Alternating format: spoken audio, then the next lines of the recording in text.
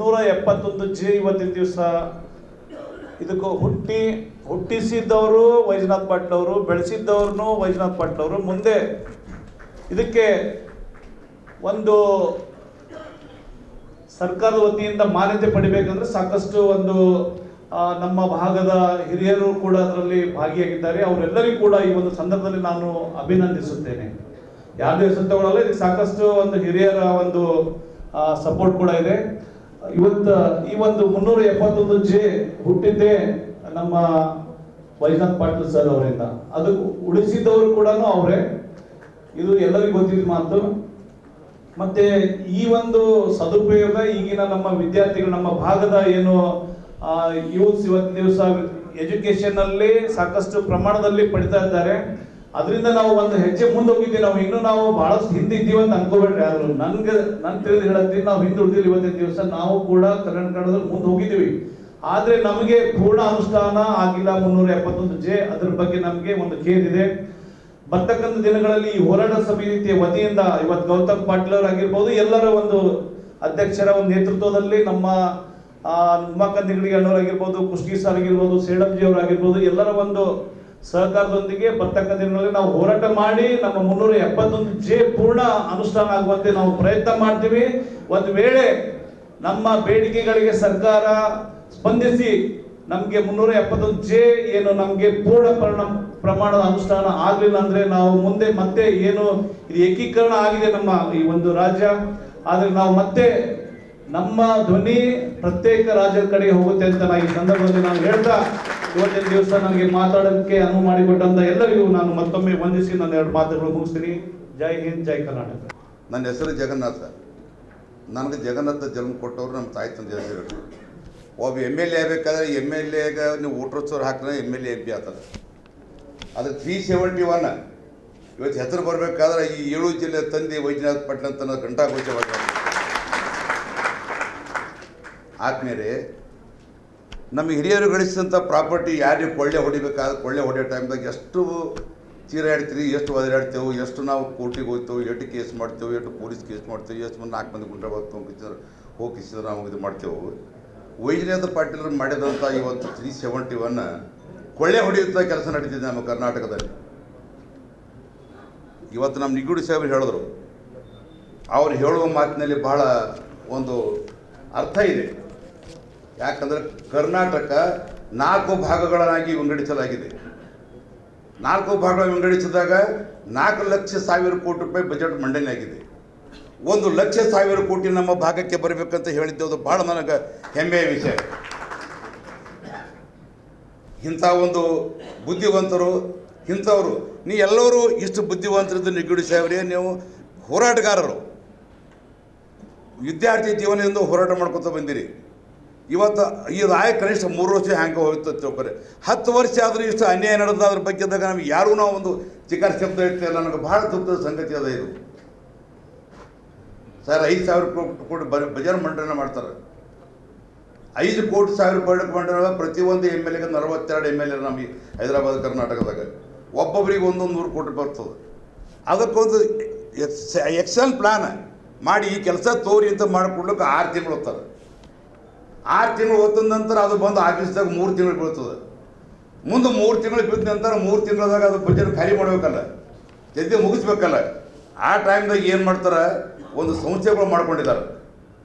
ಒಂದು land army ಅಂತ ಒಂದು ಸಂಸ್ಥೆ, ಒಂದು ನಿರ್ಮಿತ ಕೇಂದ್ರ ಅಂತ ಒಂದು ಕೇಂದ್ರ ಸಂಸ್ಥೆ, ಇನ್ನೊಂದು ಮಾಡ್ರೆ ಹೆಬಿಟೇಟ್ ಅಂತ ಈ ನಮ್ಮ ಜಮೀರ್ ಅಹಮದ್ ಸಾಹೇಬ್ ಮಾಡ್ರೆ ಹೆಬಿಟೇಟ್. ಈ 3 ಸಂಸ್ಥೆಗಳನ್ನು ಮಾಡಿ ಎಷ್ಟು ಉಳಿತಾರೆ ರೊಕ್ಕ ಕಂಪ್ಲೀಟ್ ಎತ್ತು ಬಿಡ್ಲಾಕತ್ತಾರೆ. ಇದು ಪ್ರಮಾಣ ಮಾಡಿ ಹೇಳ್ತೀನಿ, ಮಾನ್ಯ ಮುಖ್ಯಮಂತ್ರಿಗಳ ಗಮನಕ್ಕೆ ತಂದಿದ್ದೆ ನಾವು. ಆದರೆ ಯಾರು ಕೇಳ್ತಾರೆ? ಒಬ್ಬ ಕಾಂಟ್ರಾಕ್ಟರ್ ಅಂದ್ರೆ ನೋವೊಂದಲ್ಲಿ ಕೇಳೋರು ಯಾರು? ನೀವು ಒಬ್ಬ ಕಾಂಟ್ರಾಕ್ಟರ್ ಆಗಿ ಮಾತು ಹೇಳ್ತಾ ಇದ್ದೀತಿ ಅಂತಂದ್ರು ಅವರು ಮುಖ್ಯಮಂತ್ರಿಗಳು ನೊಕ್ಕೋತಾರೆ. ಆದರೆ ನಿಮ್ಮ ಭಾಗದ ಯಾರು ಲೀಡರ್ಗಳು ಯಾರು ಇದ್ರ ಬಗ್ಗೆ ಎತ್ತಾ ಇಲ್ಲಲ್ಲ. ಅಪ್ಪ, ನಾ ಲ್ಯಾಂಡ್ ಆರ್ಮಿ ಕೊಡಂಗಿಲ್ಲ, ನಿಮ್ಮ ಭಾಗದ ಲೀಡರ್ಗಳೇ ಲ್ಯಾಂಡ್ ಆರ್ಮಿ ಕೊಡ್ತಾರೆ. ನಾ ಕೊಡ್ತೀನಿ, ನನಗೆ ಕ್ವಶನ್ ಕೇಳ್ತೀನಿ.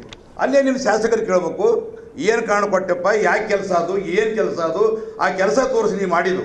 ಅದು ಯಾಕೆ ಕೊಡ್ತಾರೆ ಅಂತಂದ್ರೆ, ನಮ್ಮ ಕಾಂಟ್ರಾಕ್ಟರ್ ಕೊಟ್ರೆ ನಾವು ನಿಷ್ಠಾವಂತವಾಗಿ ಕೆಲಸ ಮಾಡಿ ಪ್ರೋಗ್ರೆಸ್ ತೋರಿಸ್ತೇವೆ. ಯಾಕಂತಂದ್ರೆ ನಮ್ಮ ಬಿಲ್ ಬರಬೇಕಾಗಿರ್ತದೆ. ನಾವು ನಾರ್ಸೋ ಥರ್ಡ್ ಪಾರ್ಟಿ ಒಂದು ಇನ್ಸ್ಪೆಕ್ಷನ್ ಅವ, ನಮಗೆ 108 ಅವ. ಒಂದು ವೇಳೆ ಏನ್ರಿ ಆದ್ರೆ ಮತ್ತೊಮ್ಮೆ ರೀ ಮಾಡೋಂಥ ಒಂದು ಕಾನೂನು ಇಟ್ಟರೆ ಆದರೆ ಲ್ಯಾಂಡ್ ಅರ್ಮಿ ಕೊಟ್ಟರು 40% ಅವ್ರಿಗೆ ಅಡ್ವಾನ್ಸ್ ಕೊಡ್ತಾರೆ. ಯಾವ ದಿನ ಅವ್ರಿಗೆ ಕೆಲಸ ಅಲೌಟ್ ಮಾಡಿದ್ರಲ್ಲ 40% ಅವ್ರಿಗೆ ಅಡ್ವಾನ್ಸ್ ಕೊಟ್ಟು 60% ಕೆಲಸ ಮಾಡಬೇಕು. 60% ತೊಗೊಂಡು ಅವರು ಅದ್ರಾಗ ಯಾರ್ಯಾರು ಹಂಚ್ಕೋತಾರೆ ಅದೆಲ್ಲ ಹೇಳೋದು ಬೇಡ್ರಿ. ಈಗ ಅದು ನಾವು ಒಂದು ಎಲ್ಲ ಕೂತು ವಿಚಾರ ಮಾಡಿ ಅದ್ರ ಬಗ್ಗೆ ಹೇಳ್ತೇವೆ. ದಯಮಾಡಿ ನಾ ಮಕ್ಕಳು ಮಾತಾಡೋದು ಬೇಡ, ಸವಿಸ್ತರವಾಗೆಲ್ಲ ಹೇಳಿದ್ದೇನೆ. ಇದಕ್ಕೆ ನಾವು ಏನು ಮಾಡಬೇಕು ಅಂತಂದ್ರೆ ನಾವು ಇದ್ರ ಹೋರಾಟ ಒಂದು ಭಾಳ ಮುಖ್ಯ. ಇವತ್ತು ಅವರು ಒಬ್ಬರೇ ಇದ್ದು ಜೀವನ ಪರ್ಯಂತ ತಮ್ಮ ಪ್ರಾಪರ್ಟಿ ಮಾರ್ಕೊಂಡು ತಮ್ಮೆಲ್ಲ ಮಾರ್ಕೊಂಡು ನೀವು ಹೇಳಿರಿ. ನಾವು ಅದು ಪುನರ್ ವಿಚಾರ ಮಾಡಲ್ಲ. ವಿಜಯ ಪಾಟೀಲ್ ಬಗ್ಗೆ ನಾವು ಮಾತಾಡೋಂಗಿಲ್ಲ. ಯಾಕೆ ಆಡೋಂಗಿಲ್ಲ ಅಂದ್ರೆ ಪುಸ್ತಕಗಳಿಗೆ ಬರ್ದಾರ ನಮ್ಮ ಸಾಹಿತ್ಯಗಳು. ಇವತ್ತು ಎಲ್ಲರೂ ಹೇಳ್ಕೊತೇ ಬಂದ್ರೆ ಏನು ಮಾಡ್ರೆ ಏನಿಲ್ಲ ಅದು. ಅವರು ದಯಮಾಡಿ ನಾವು ಎಲ್ಲರೂ ಅವ್ರ ಅಭಿಮಾನಿಗಳಿದ್ರೆ ಅವ್ರದ್ದೊಂದು ಸ್ಟ್ಯಾಚ್ಯೂ ಮಾಡಿ ಇವತ್ತು ನಮ್ಮ ಗುಲ್ಬರ್ಗದಲ್ಲಿ 7 ಜಿಲ್ಲೆಗಳ ಸಮಕ್ಷಮದಲ್ಲಿ ಅವ್ರದ್ದೊಂದು ಸ್ಟ್ಯಾಚ್ಯೂ ಮಾಡಿ ಅವರು ಮಾಡಿದಂಥ ಕೃತಿಗಳ ಬಗ್ಗೆ ನಾವು ಹೋರಾಟ ಮಾಡಿದ್ರಿಂದ ನಮಗೆ ಯಶಸ್ವಿ ಅದ. ಅಂದಾಗ ನಾವು ನಮ್ಮ ಅಪ್ಪ ಹುಟ್ಟಿದಂಗೆ ಆಗ್ತದೆ. ದಯಮಾಡಿ ಯಾರು ತಪ್ಪು ನನ್ನ ಹೇಳ್ಕೊಳಕತ್ತೀನಿ. ಅದು ಮಾಡಿದಾಗ ನನ್ನ ತಂದೆ ಹೆಸರನ್ನ ಏನದ ಅಜರಾಮರಿಗೆ ಇಟ್ಟ. ನನ್ನ ತಂದೆ ಹೆಸರು ಏನದ ನಮ್ಮ ತಂದೆ ನನಗೆ ಈ ಮಾರ್ಗ ಹಾಕೊಟ್ಟಂತೆ ನನ್ನ ತಂದೆ ಹೆಸರು ಹೇಳ್ಕೊತು. ಅದ್ರ ಮಾತ್ರ ನನಗೆ ಬೆಲೆ ದೇವಿನ ಅದಕ್ಕೆ ನಾ ಬೆಲೆ ಕೊಟ್ಟಿಲ್ಲ ಅಂದ್ರೆ ನಮ್ಮ ತಂದೆ ಮಗನೇ ಅಲ್ಲ ಅಂತೇಳಿ ನನ್ನ ಅನಿಸಿಕೆ ಅದ. ಆ ರೀತಿಯಾಗಿ ನಾವು ಹೋರಾಟ ಮಾಡಬೇಕು. ಅಂದಾಗ ಮಾತ್ರ ಯಾರೇನು ಲೀಡ್ರುಗಳು ಪರ್ಮನೆಂಟ್ ಅಲ್ಲ. ಯಾವ ಲೀಡ್ರುಗಳು ಏನದ ಅವ್ರೇನು ಇದು ಅಲ್ಲ. ಇವತ್ತು ನಮ್ಮ ಕೈದಾಗ ಯಾವ್ರಿಗೆ ಏನು ಮಾಡಬೇಕು ಯಾಕೆ ಹೇಳ್ಬಾರ್ದು. ನಮ್ಮದು ನಮ್ಮ ಪ್ರಾಪರ್ಟಿ ಹಾಳು ಮಾಡೋ ಟೈಮ್ದಾಗ ನಮ್ಮದು ಸಂಪತ್ತು ಅವ್ರಿಗೆ ದೋಚೋ ಟೈಮ್ದಾಗ ನಾವು ಯಾಕೆ ಹೇಳ್ಬಾರ್ದು. ಇದು ಹೋರಾಟ ಮಾಡಿ ನಮ್ಮ ನಿಗ್ಗುಡುಗಿಯವರು ಇದಕ್ಕೆ ಭಾಳ ನೇತೃತ್ವ ತಗೋಬೇಕು. ಪ್ರತಿಯೊಂದು ನಾಲೆಜ್ ನಿಮ್ಮಲ್ಲಿ ಪ್ರತಿಯೊಂದು ಬಗ್ಗೆ ಹೋರಾಟ ಮಾಡಿರಿ. ವೈದ್ಯ ಪಾರ್ಟಿ ಸಂಘಟನೆ ಎಲ್ಲಿ ಬೇಕಾದ್ರೆ ಹೋಗಿರಿ. ಅದಕ್ಕೆ ಇವತ್ತು ನನಗೆ ನಮ್ಮ ಗೌತಮ್ ಅವರು ಕರೆದಾಗ ನನಗೆ ಭಾಳ ಸಂತೋಷ ಆಯಿತು. ಇಷ್ಟು ನನ್ನಡು ಸಂತೋಷ ಯಾರಿಗೆ ಆಗ್ತಿಲ್ಲ ದಯಮಾಡಿ ಅನ್ನೋದನ್ನು ಅದು ನಿಮಗಾಗಿದೆ. ನೀವು ಪಾಪ ಭಾಳ ಚಂದ ಕ್ವಶನ್ ಕೇಳ್ತಾ ಇದ್ದೀರಿ. ಯಾಕಂದ್ರೆ ನೀವು ಹೇಳಿದ ನಂಗೆ ಭಾಳ ಪಸಂದ್ ಸರಿಯಾಗಾಯಿತು. ಈ ಹಿಂದಿನೆಲ್ಲ ತೆಗಿಬೇಡ್ರಿ. ಹಿಂದಿನ ಸುದ್ದಿಯನ್ನು ಮುಂದೆ ಎತ್ತದೆ ಮುಂಬಾರವನ್ನು ಹಸನ ಮಾಡಿಕೊಳ್ಳೋದು ಉತ್ತಮ ಅಂತ ಕವಿಗಳು ಹೇಳ್ಯಾರ, ಸಾಹಿತ್ಯಗಳು ಹೇಳ್ಯಾರ. ಇವಾಗ ಇವತ್ತು ಪುರಾಣದಲ್ಲಿ ಹೇಳ್ತಾರೆ. ಅದಕ್ಕೆ ದಯಮಾಡಿ ಏನದ ಏನು ತಾವು ಯಾರೇ ಮಾತಾಡಿ ಇಂಪಾರ್ಟೆಂಟ್ ಆದಂಥ ಮುಂದೆ ಏನು ಮಾಡಬೇಕು, ಯಾರಿದ್ರೆ ಹೋರಾಟ ಮಾಡಬೇಕು. ಹೋರಾಟದಿಂದ ಮಾತ್ರ ಸಾಧ್ಯ ಇದಲ್ಲ, ಇಲ್ಲಿಂದ ಸಾಧ್ಯ ಇಲ್ಲ. ಒಂದು ಸಣ್ಣ ಸುಟ್ಕಿ ಹೇಳ್ಬಿಡ್ತೀನಿ, ದಯಮಾಡಿ ತಪ್ಪು ತಿಳ್ಕೊಬೇಡ್ರಿ. ಒಂದು ಗುಬ್ಬಿ ಇತ್ತು, ಸಮುದ್ರ ಮಗ್ಗದ ಮೈತಿತ್ತು. ಆದ್ರೆ ಆ ತೆರಿ ಬಂದು ಆ ಗುಬ್ಬಿ ಮರಿಗೆ ಸಮುದ್ರ ತೊಗೊಂಡು ಒಳಗೆ ಹೋಯಿತು. ಗುಬ್ಬಿಗೆ ಸಿಟ್ಟು ಬಂತಂತ, ಅಲ್ಲಿ ನಾವು ನನ್ನ ಕೂಚಿಗೆ ನಾವು ಈ ಸಮುದ್ರ ಒಯ್ದ ಅಂದಮೇಲೆ ಈ ಸಮುದ್ರ ಖಾಲಿ ಮಾಡಿ ನನ್ನ ಮರಿಗೆ ಹುಡುಗಿನ ತೊಗೊಂಡೇ ಹೋಗಲೇಬೇಕಂತ ಪಣ ತೊಟ್ಟು ತನ್ನ ಮೂಗಿಲಿಂದ ನೀರು ಏನದ ತಂದು ಹೊರಗೆ ಹಾಕಿ ಸಮುದ್ರ ಖಾಲಿ ಮಾಡ್ತಿತ್ತಂಥದ್ದು. ಆಗೇನದ ಎಲ್ಲ ಗುಬ್ಬಿಗಳು ಬಂದು ಹೋತ.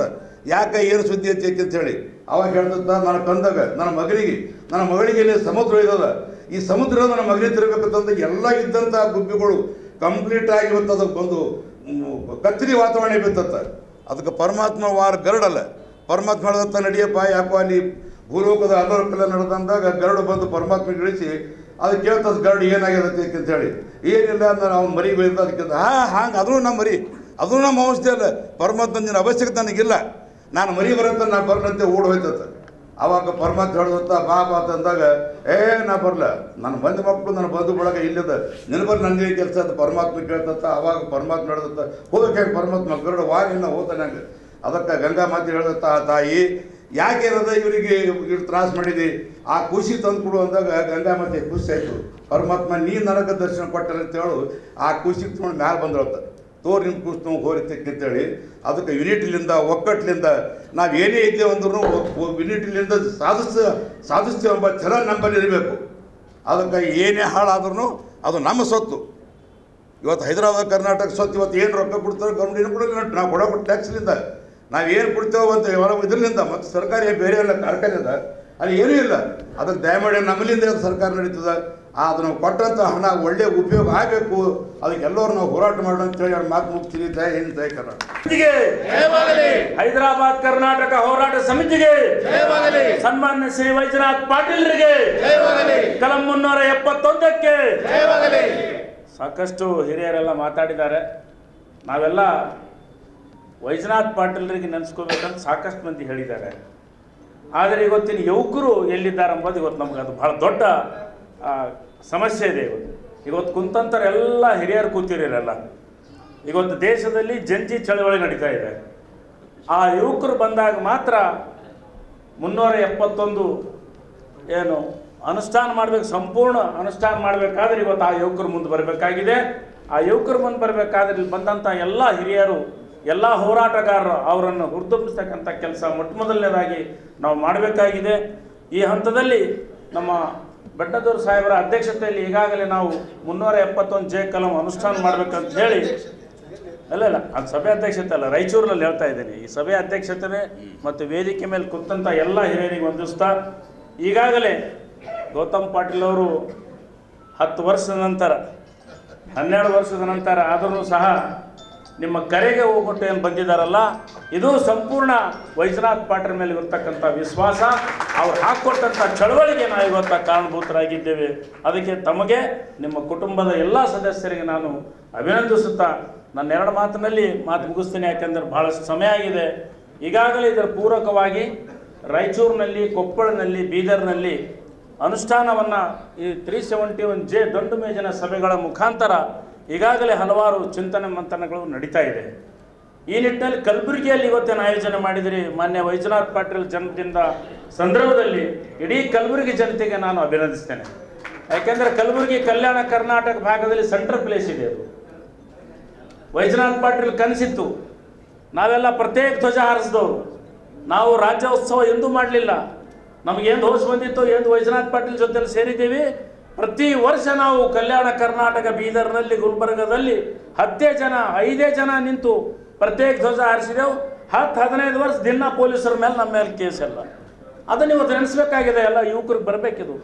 ಯಾವುದೇ ಒಂದು ಸ್ವಾತಂತ್ರ್ಯ ಉಳಿಬೇಕಾಯ್ತು, ಯಾವುದೇ ಒಂದು ಇತಿಹಾಸ ಉಳಿಬೇಕಾದ್ರೆ ಅದರ ಹಿನ್ನೆಲೆ ತಗೊಂಡು ನಾವು ಮುಂದೆ ಹೋಗ್ಬೇಕಾಗ್ತದ. ಇಂಥ ಒಂದು ಸಂದರ್ಭದಲ್ಲಿ ಇವತ್ತು ಹೆಸರಿಗೆ ಮಾತ್ರ ಕಲ್ಯಾಣ ಕರ್ನಾಟಕ ಇದೆ, ಬೋರ್ಡಲ್ಲಿ ಕಲ್ಯಾಣ ಕರ್ನಾಟಕ ಇದೆ. ಆದರೆ ಅದಕ್ಕೆ ಹಿಂದಕ್ಕೆ ಹೋದರೆ ಇದಕ್ಕಿಂತ ಹಿಂದೆ ಏನಿತ್ತು, ಎಂಥ ಪರಿಸ್ಥಿತಿ ಇತ್ತು. ಆದರೆ 371 ಬಂದ ಮೇಲೆ ಎಷ್ಟು ಅನುಕೂಲ ಆಗಿದೆ ಎಂಬುದು ನಾವು ಮರಿಬಾರ್ದು. ಆ ಹೋರಾಟಗಾರರಿಗೆ ಮರಿಬಾರ್ದು ನಾವು. ಅದನ್ನು ನಾವು ಮನಗಂಡು ಇವತ್ತು ನಾನು ಹೇಳೋದು ಇಲ್ಲಿ ಸಭೆಯಲ್ಲಿ ನನ್ನ ಹಿರಿಯರಿಗೆ ಮತ್ತು ತಮಗೆ ಮೊದಲನೇದಾಗಬೇಕಾದ ಕೆಲಸ ಇವತ್ತು ಏನಾಗ್ತಾ ಇದೆ, 6 ಜಿಲ್ಲೆಗಳಲ್ಲಿ ಇವತ್ತು ಸಾವಿರಾರು ಕೋಟಿ ದುಡ್ಡು ಬಂದಿದೆ. ಇವತ್ತು 13 ವರ್ಷಗಳಲ್ಲಿ 20,000 ಕೋಟಿ ರೂಪಾಯಿ ಇವತ್ತು ಅನುದಾನ ರಾಜ್ಯ ಸರ್ಕಾರ ಬಿಡುಗಡೆ ಮಾಡಿ, ಅದರಲ್ಲಿ 40% ಸಹ ಇವತ್ತು ಅನುದಾನ ಈ ಅಭಿವೃದ್ಧಿ ಮಂಡಳಿಯವರು ಉಪಯೋಗಿಸ್ಲಿಕ್ಕೆ ಸಾಧ್ಯ ಆಗ್ತಾ ಇಲ್ಲ. ಈಗಾಗಲೇ ನಮ್ಮ ಗುತ್ತಿದಾರ ಸಾಹೇಬರು ಭಾಳ ಮಾರ್ಮಿಕವಾಗಿ ಹೇಳಿದ್ದಾರೆ. ಅಲ್ಲಿ ಹಲವಾರು ಇವತ್ತು ನಾವು ಏನು ಮಾಡಿದೆ, ಹೋರಾಟಗಾರ ಮಾಡಿದಂಥ ಹಣ ಇವತ್ತು ನಾನು ಯಾರಿಗೆ ಹೆದರದೇನೆ, ಯಾರ ತಪ್ಪಿದ್ರೆ ನಮ್ಗೆ ಇಲ್ಲೇ ಬೈದು ಹೋಗ್ರಿ, ಅಧಿಕಾರಿಗಳ ಜೇಬುಗಳಿಗೆ ಮತ್ತು ಶಾಸಕರ ಜೇಬಿಗೆ ಸೇರ್ತಾ ಇದೆ. ಅದು ಎಲ್ಲ ಪಾರ್ಟಿ ಶಾಸಕರು ಇರ್ಬೋದು. ಈ ಭಾಗದ 40 ಮಂದಿ ಶಾಸಕರಿದ್ದಾರೆ. ಈ ಭಾಗದಲ್ಲಿ ಒಬ್ಬೊಬ್ಬರಿಗೆ 100 ವರ್ಷಿಗೆ ಇವತ್ತು ಅವರಾದ ಹಿಂದುಳಿದಂಥ ಪ್ರದೇಶದ ಒಬ್ಬ ಶಾಸಕಿಗೆ ವರ್ಷಿಗೆ 150 ಕೋಟಿ ರೂಪಾಯಿ ಹೊಂಟದ. ಅವ್ರಿವತ್ತು ಎಷ್ಟು ವರ್ಷ, 10 ವರ್ಷದ ಲೆಕ್ಕ ಹಾಕ್ರಿ ನೀವು ಎಲ್ಲರೂ. ಒಬ್ಬೊಬ್ಬ ಶಾಸಕನಿಗೆ 100 ಅಲ್ಲ 500,000 ಕೋಟಿ ಹೋಗ್ತಾ ಇದೆ ಒಂದು ಪೀರಿಯಡ್ದಲ್ಲಿ. ಏನು ಅಭಿವೃದ್ಧಿ ಆಗಿದೆ? ಇವತ್ತು ಅಭಿವೃದ್ಧಿ ಆಗಬೇಕಾದ್ರೆ ಮತ್ತೆ ನಾವು ಟೊಂಕ ಕಟ್ಟಿ ಹೇಳ್ಬೇಕಾಗ್ತದ. ಹೈದರಾಬಾದ್ ಕರ್ನಾಟಕ ಹೋರಾಟ ಸಮಿತಿ ಅದಕ್ಕೆ ವಾಚಡಾಗಿ ನಾವು ಕೆಲಸ ಮಾಡಬೇಕಾಗಿದೆ. ಅಂದಾಗ ಮಾತ್ರ ನಮ್ಮ ಹಿರಿಯರು ಮಾಡಿದಂಥ ಹೋರಾಟಕ್ಕೆ ಪ್ರತಿಫಲ ಸಿಗ್ತದೆ. ಮತ್ತು ಈ ಭಾಗಕ್ಕೆ ನಾನು ಏನು ಹೇಳ್ಬೇಕಂತಿದ್ರೆ, ವೈಜನಾಥ್ ಪಾಟೀಲ್ ಹೇಳಿದ್ರು, ನಮ್ಮ ಚೇಂಬರ್ ಆಫ್ ಕಾಮರ್ಸ್ ಅಧ್ಯಕ್ಷರು, ನಮ್ಮ ಉದ್ದೇಶ ಏನಿತ್ತು ಅಂದರೆ ನಾವು ಪ್ರತ್ಯೇಕ ಧ್ವಜನೆ ಮಾಡಿದ್ದೀವಿ. ಸಪ್ರೇಟ್ ಧ್ವಜ ಆಗಿತ್ತು, ಸಪ್ರೇಟ್ ಮ್ಯಾಪ್ ಆಗಿತ್ತು, ಎಲ್ಲವನ್ನ ತಯಾರು ಮಾಡಿ ಸಪ್ರೇಟ್ ರಾಜ್ಯ ಮಾಡ್ತೇವೆ ಅಂದಾಗ ಮಾತ್ರ ಅವಾಗ ರಾಜ್ಯ ಸರ್ಕಾರಗಳು ಎಚ್ಚೆತ್ತು ವೈಜನಾಥ್ ಪಾಟೀಲ್ಗೆ ಕಿಮ್ಮತ್ ಕೊಟ್ಟು ಅವಾಗ ವಿಧಾನಸೌಧದಲ್ಲಿ ನಾವು 371 ಶಾಸನ ತರ್ತೇವೆ ಅಂತ ಹೇಳಿ ಮಾತು ಕೊಟ್ಟಿದ್ದರು. ಇವತ್ತೇನಾಗಿದೆ, ಎಲ್ಲ ಪಕ್ಷದವ್ರಿಗೆ ಗೊತ್ತಾ ಈ ಹೋರಾಟ ಮಾಡಿದ್ದು ಫಲದ ಮೇಲೆ ಇವತ್ತು ಅವ್ರು ಮಜಾ ಮಾಡ್ತಾ ಇದ್ದಾರೆ. ನಾವು ಗಪ್ಪೊಡೆದು ನೋಡ್ತಾ ಇದ್ದೀವಿ ಹೆಂಗೆ ಮಾಡ್ಬೇಕಂತ. ಆದರೆ ಗೌತಮ್ ಪಾಟೀಲ್ರವರೇ, ನಾನು ಹೇಳ್ತಾ ಇದ್ದೀನಿ, ನಾವು ಎಲ್ಲಿವರೆಗೆ ಆಳುವ ಪಕ್ಷದ BJP ಇರ್ಬೋದು, JDS ಇರ್ಬೋದು, ಕಾಂಗ್ರೆಸ್ ಇರ್ಬೋದು, ನಾನೊಬ್ಬ ಕಾಂಗ್ರೆಸ್ಸಿಗನಾಗಿ ಮಾತಾಡ್ತಾ ಇದ್ದೀನಿ. ಯಾವುದೇ ಪಕ್ಷ ಇರಲಿ, ನಮಗೆ ಈ ಭಾಗ ಅಭಿವೃದ್ಧಿ ಮುಖ್ಯ ಎಂಬಂಥ ಮುಖಂಡರು ನಮಗೆ ಈ ಬೇಕಾಗಿದೆ. ಅಂದಾಗ ಮಾತ್ರ ನಾವು ಅಲ್ಲಿ ಅಭಿವೃದ್ಧಿ ಹೇಳೋಕ್ಕೆ ಸಾಧ್ಯ ಆದ ಬಂಧುಗಳು. ಇಲ್ಲಾಂದರೆ ನಾವು ಹಿಂಗೆ ಮತ್ತೆ ಹಿಂದೆ ಹೋಗ್ಬೇಕಾಗ್ತದ. ಇವತ್ತು ಸೂಚಕಾಂಕದಲ್ಲಿ ಇವತ್ತು ನಾವು ಮಾನವ ಅಭಿವೃದ್ಧಿ ಸೂಚಕಾಂಕದಲ್ಲಿ ಕಲ್ಯಾಣ ಕರ್ನಾಟಕ ಎಲ್ಲಿದ್ದೇವೆ ಇವತ್ತು ಹೋದ ವರ್ಷದ ಲೆಕ್ಕ ನೋಡ್ರಿ ನೀವು. 25-26ನೇ ಸಾಲಿನಲ್ಲಿ 5,000 ಕೋಟಿ ನಮಗೆ ಅಭಿವೃದ್ಧಿ ಮಂಡಳಿಗೆ ಬಂದಿದೆ. ಅದರ ಖರ್ಚು ಎಷ್ಟಾಗಿದೆ? 800 ರೂಪಾಯಿ, 800 ಸುಮಾರು ಒಂದು ಅಂದಾಜಾಗಿದೆ. 800 ಕೋಟಿ ಆಗಿದೆ. ಇಲ್ಲಿ ಒಂದು ಪರ್ಮನೆಂಟ್ ಇಂಜಿನಿಯರಿಂಗ್ ಸೆಕ್ಷನ್ ಇಲ್ಲ, ಇವತ್ತು ಇಲ್ಲಿ ಡಾಕ್ಟರ್ಸ್ ಇಲ್ಲ, ಇವತ್ತು ಪ್ಲಾನಿಂಗ್ ಆಫೀಸರ್ಸ್ ಇಲ್ಲ, ನಿಮ್ಗೆ ಗೊತ್ತಿರಬೇಕು, 30,000 ಶಿಕ್ಷಕರ ಹುದ್ದೆ ಖಾಲಿ ಬಿದ್ದಿದೆ. ಮತ್ತು ನಾವು ಹೆಂಗೆ ಅಭಿವೃದ್ಧಿ ಆಗ್ತೀವಿ? ಸೊ ಎಲ್ಲ ಹಿನ್ನೆಲೆಯಲ್ಲಿ ಸಾಕಷ್ಟು ಸಮಸ್ಯೆಗಳಿದೆ. ಆ ಸಮಸ್ಯೆಗೆ 371 ಜೆ ಆದಮೇಲೆ ಕೆಲವು ಪರಿಹಾರಗಳನ್ನೂ ಆಗಿದೆ.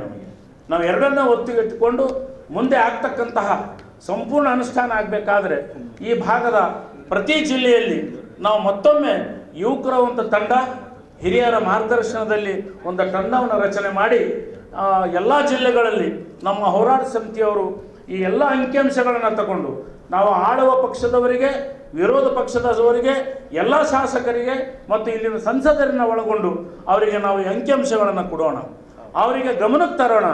ಒಂದೆಳಕ್ಕೆ ಅವ್ರು ಮಾಡಿಲ್ಲ ಅಂದರೆ ಇವತ್ತು ಕೇಂದ್ರ ಸರ್ಕಾರದಲ್ಲಿ ಇವತ್ತು ಜಂಜಿ ಏನು ಮಾಡಿದಾರ ಅದು ಕಲ್ಯಾಣ ಕರ್ನಾಟಕದ ಯುವಕರು ಮಾಡೇ ಮಾಡ್ತಾರಂತ ನನ್ನ ಭರವಸೆ ಇದೆ.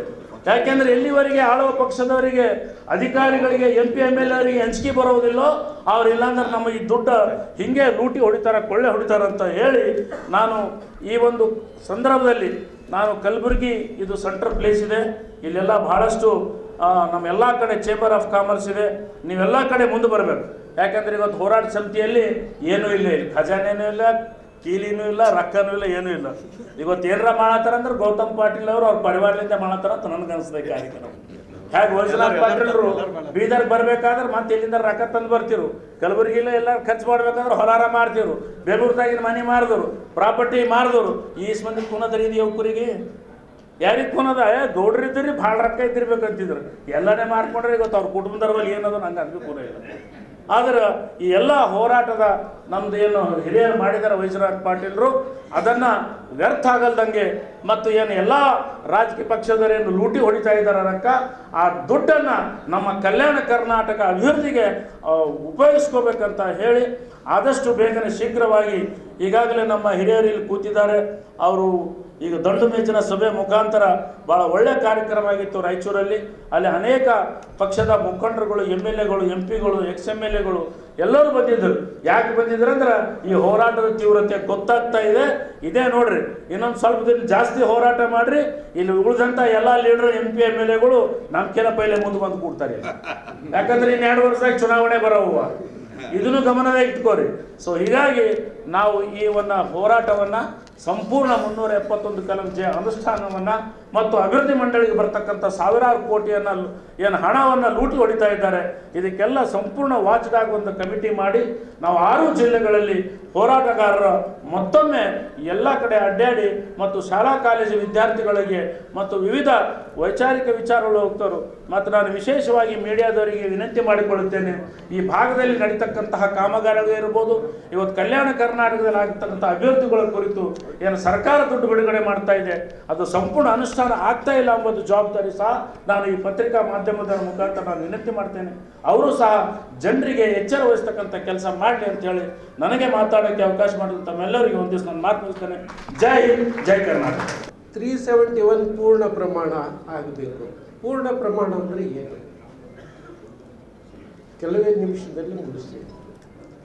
ಒಂದು ಶಿಕ್ಷಣದಲ್ಲಿ 70% ನಮಗೆ ಏನಂತಂದರೆ ಮೀಸಲಾತಿ ಕೊಡಬೇಕು.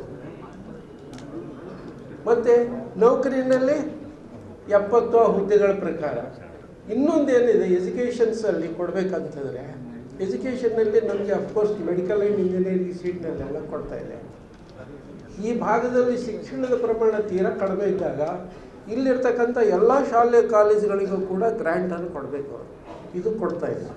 ಒಂದು ಇನ್ನೊಂದು, ಕರ್ನಾಟಕದಲ್ಲಿ ಸುಮಾರು ಸ್ಯಾಂಕ್ಷನ್ ಪೋಸ್ಟ್ ಎಷ್ಟದ ಅಂತಂದರೆ ಸುಮಾರು 8 ಲಕ್ಷದ ಪೋಸ್ಟ್. ಇದರಲ್ಲಿ ಎಷ್ಟಪ್ಪ ಇವತ್ತು ಕೆಲಸ ಮಾಡ್ತಾ ಇದ್ದಾರೆ ಅಂದರೆ 5 ಲಕ್ಷ. ಅಂದರೆ ಸುಮಾರು 3 ಲಕ್ಷದಷ್ಟು ಪೋಸ್ಟ್ ಏನಾಗಿದೆ ಇವತ್ತು ಖಾಲಿ ಅದು. 371 ಜೆನಲ್ಲಿ ಏನು ಹೇಳ್ತಿದೆ, ಈ ಕಲ್ಯಾಣ ಕರ್ನಾಟಕ ಪ್ರದೇಶದಲ್ಲಿರ್ತಕ್ಕಂಥ ಎಲ್ಲ ಹುದ್ದೆಗಳನ್ನು ಆದ್ಯತೆ ಮೇರೆಗೆ ತುಂಬಬೇಕು ಅಂತಕ್ಕಂಥದ್ದಿದೆ. ಮತ್ತು ಇದಕ್ಕೆ ಹುದ್ದೆಗಳನ್ನು ತುಂಬಲಿಕ್ಕೆ ಯಾವ ಡಿಪಾರ್ಟ್ಮೆಂಟ್ದಿಂದಲೂ ಕೂಡ, ಹಣಕಾಸಿನ ವಿಭಾಗದಿಂದಲೂ ಕೂಡ ಒಪ್ಪಿಗೆ ಪಡಿಬೇಕಾಗಿಲ್ಲ, ಸ್ಪಷ್ಟವಾಗಿದೆ. ಆದರೂ ಕೂಡ ಈ ಡಿಪಾರ್ಟ್ಮೆಂಟ್ ಕಳ್ಳರು ಏನು ಮಾಡ್ತಾರೆ ಅಂತಂದರೆ ಫೈನಾನ್ಸ್ ಡಿಪಾರ್ಟ್ಮೆಂಟಿಗೆ ಕಳಿಸ್ತಕ್ಕಂಥ ಹಲವಾರು ಉದಾಹರಣೆಗಳದು. ಮತ್ತು ಎಲ್ಲ ವಿಭಾಗಗಳಲ್ಲಿ, ಕರ್ನಾಟಕದಲ್ಲಿರ್ತಕ್ಕಂಥ ಎಲ್ಲ ವಿಭಾಗಗಳಿಂದ 43 ವಿಭಾಗಗಳಲ್ಲಿ ಕಲ್ಯಾಣ ಕರ್ನಾಟಕದಕ್ಕೆ ಸಪೋಸ್ ನಮ್ಮ ಪ್ರದೇಶ ಬಿಟ್ಟರೆ 8% ಕೊಡಬೇಕು ಅಂತದೆ. ಇತ್ತೀಚೆಗೆ ಶಿವಮೊಗ್ಗ ಸತ್ರ ನ್ಯಾಯಾಲಯದಲ್ಲಿರ್ತಕ್ಕಂಥ ಹುದ್ದೆಗಳಿದೆ. ಕಲ್ಯಾಣ ಕರ್ನಾಟಕದವ್ರಿಗೆ ಒಂದು ಹುದ್ದೆನೂ ಕೂಡ ನೋಟಿಫಿಕೇಷನ್ ಆಗಿಲ್ಲ. ಅದು ನಾನು ಕೆಲವು ನಮ್ಮ ಸ್ನೇಹಿತರ ಜೊತೆಯಲ್ಲೆಲ್ಲ ಶೇರ್ ಮಾಡ್ಕೊಂಡಿದ್ದೀನಿ. ಇದು ನ್ಯೂನತೆ. ಸೊ ಇದರ ಬಗ್ಗೆ ನಾವು ಏನಂತಂದರೆ ಹೋರಾಟ ಮಾಡಬೇಕು. ಸೊ ಒಂದು ಶಿಕ್ಷಣ ಆಯಿತು, ಒಂದು ಉದ್ಯೋಗ ಆಯಿತು. ಇನ್ನು ಇದಕ್ಕೆ ಬರೋಣ. ಡೆವಲಪ್ಮೆಂಟ್ ಸಲುವಾಗಿ ಏನಂತಂದರೆ ಕಲ್ಯಾಣ ಕರ್ನಾಟಕ ಡೆವಲಪ್ಮೆಂಟ್ ಬೋರ್ಡ್ ಅಂತ ಎಸ್ಟಾಬ್ಲಿಷ್ ಆಗಿದೆ. ಮಾನ್ಯರು ಇದಕ್ಕೆ ಬರ್ತಕ್ಕಂಥ ದುಡ್ಡು ಎಷ್ಟಿದೆ ಖರ್ಚಾಕದು ಹೇಳ್ತಾರೆ. ಶೇಖ್ಜಿ ಅವರೇ, ಸರ್ ನಿಮ್ಗೆ ಹೇಳ್ತೀನಿ, ಕಲ್ಯಾಣ ಕರ್ನಾಟಕದ ಬೋರ್ಡ್ ಕಳೆದ 2 ವರ್ಷದಲ್ಲಿ 90% ರಸ್ತೆಗೋಸ್ಕರ ಉಪಯೋಗ ಮಾಡಿರ್ತಕ್ಕಂಥದ್ದು. ಸಪೋಸ್ ಕಲ್ಯಾಣ ಕರ್ನಾಟಕ ಪ್ರಾರಂಭದಿಂದ ನಾವು ಸ್ಟ್ಯಾಟಿಸ್ಟಿಕ್ಸ್ ತಗೊಂಡ್ರೆ 50% ಯಾವುದೋ ರಸ್ತೆ ಮತ್ತು ಸೇತುವೆಗಳಿಗೆ ಖರ್ಚು ಮಾಡಿರ್ತಕ್ಕಂಥ ಲೆಕ್ಕ ಸಿಗ್ತದೆ. ನೀರಾವರಿ, ರೈತರುಗಳು, ನಾವು ಕೃಷಿ ಪ್ರಧಾನವಾಗಿರ್ತಕ್ಕಂಥ ಈ ಪ್ರದೇಶ, ಭೀಮಶೆಟ್ಟಿ ಮುಖ ನಾವು ಸುಮಾರು ಬೀದರ್, ಕಲಬುರಗಿ ಮತ್ತು ಯಾದಗಿರಿನಲ್ಲಿ 11 ಮಧ್ಯಮವಾದಿ ನೀರಾವರಿಗಳನ್ನು ಅಭ್ಯಾಸ ಮಾಡಿದ್ದೀವಿ. ಪ್ರತಿಯೊಂದು ಕಾಲುವೆ ಎಷ್ಟು ಉದ್ದ ಇದೆ, ಎಷ್ಟು ನೀರು ಹೋಗ್ತಾ ಇದೆ ಅಂತಂದರೆ ಒಂದು ಕಾಲುವೆಯನ್ನು ಕೂಡ ಕರೆಕ್ಟಾಗಿ ನೀರು ಹೋಗ್ತಾ ಇದೆ. ಇದಕ್ಕೆ ಯಾರಪ್ಪ ಹೊಣೆ? ನಾವು ಎಲ್ಲನೂ ಕೂಡ ಸರ್ಕಾರದ ಮೇಲೆ ಹಾಕೋದು ಬೇಡ. ಅಲ್ಲಿ ಹಾಕಿರ್ತಕ್ಕಂಥ ರೈತರು ಏನು ಮಾಡ್ತಾ ಇದ್ದಾರೆ? ಇದೇ ರೀತಿಯಾಗಿರ್ತಕ್ಕಂಥ ಅಧ್ಯಯನವನ್ನು ಬೇಕಾದರೆ ನಾವು ಉಳಿದು 4 ಜಿಲ್ಲೆಗಳಲ್ಲಿ ಕೂಡ ಮಾಡಲಿಕ್ಕೆ ನಾವು ತಯಾರಿದ್ದೀವಿ. ವರದಿಗಳನ್ನು ಸಿದ್ಧಪಡಿಸಿದ್ದೀವಿ. ಮಾನ್ಯ ಮುಖ್ಯಮಂತ್ರಿಗಳು ಬಂದಾಗ ಕೊಟ್ಟಿದ್ದೀವಿ. ಸೊ ಹೀಗೆ ಇವೆಲ್ಲ ಆಗ್ತಾಯಿದೆ. ಇನ್ನೊಂದು ನಮ್ಮಲ್ಲಿ ಒಂದು ದೊಡ್ಡ ತೊಂದರೆ ಏನಿದೆ ಅಂತಂದರೆ ಮಾನವ ಅಭಿವೃದ್ಧಿ ಸೂಚ್ಯಂಕ. ಮಾನವ ಅಭಿವೃದ್ಧಿ ಸೂಚ್ಯಂಕದಲ್ಲಿ 3 ಬರ್ತವೆ. ಒಂದು ಆರೋಗ್ಯದಲ್ಲಿ ಪಟ್ಟಿಕದಲ್ಲಿ ಇನ್ಫೆಂಟ್ ಮಾರ್ಟಾಲಿಟಿ, ಚೈಲ್ಡ್ ಮಾರ್ಟಾಲಿಟಿ, ಶಿಶು ಮರಣ ಪ್ರಮಾಣ ಅಂತ ಕರಿತೀವಿ, ಮತ್ತು ಮಕ್ಕಳು. ಎಲ್ಲರೂ ಇನ್ನೊಂದು ಅರ್ಧ ಗಂಟೆದ ಕಾರ್ಯಕ್ರಮ ಮುಗಿಸ್ತೀವಿ. 2 ನಿಮಿಷ ಯಾರು ಎದ್ದೋಗ್ಬಾರ್ದು. ಈಗ ಯಾಕಂದ್ರೆ ಈಗ ವಿಷಯ ಗಂಭೀರ ಹಂತಕ್ಕೆ ತಲುಪದ. ಅದಕ್ಕೆ ಸ್ವಲ್ಪ ಎಲ್ಲರೂ ಗಮನ ಕೊಟ್ಟು ಕೇಳಬೇಕಂತ ವಿನಂತಿ ಮಾಡೋದು. ಇದ್ರಾಗಣ ಊಟ ಇರ್ತದೆ, ಅದಕ್ಕೆ ಯಾರೂ ಗಡಬಡ ಮಾಡಬಾರ್ದು ದಯಮಾಡಿ. ಶಿಶು ಮರಣ ಪ್ರಮಾಣ ನಮ್ಮ ಭಾಗದಲ್ಲಿ ಹೆಚ್ಚಿಗಿದ್ದಷ್ಟು ಎಲ್ಲಿಯೂ ಕೂಡ ಇಲ್ಲ.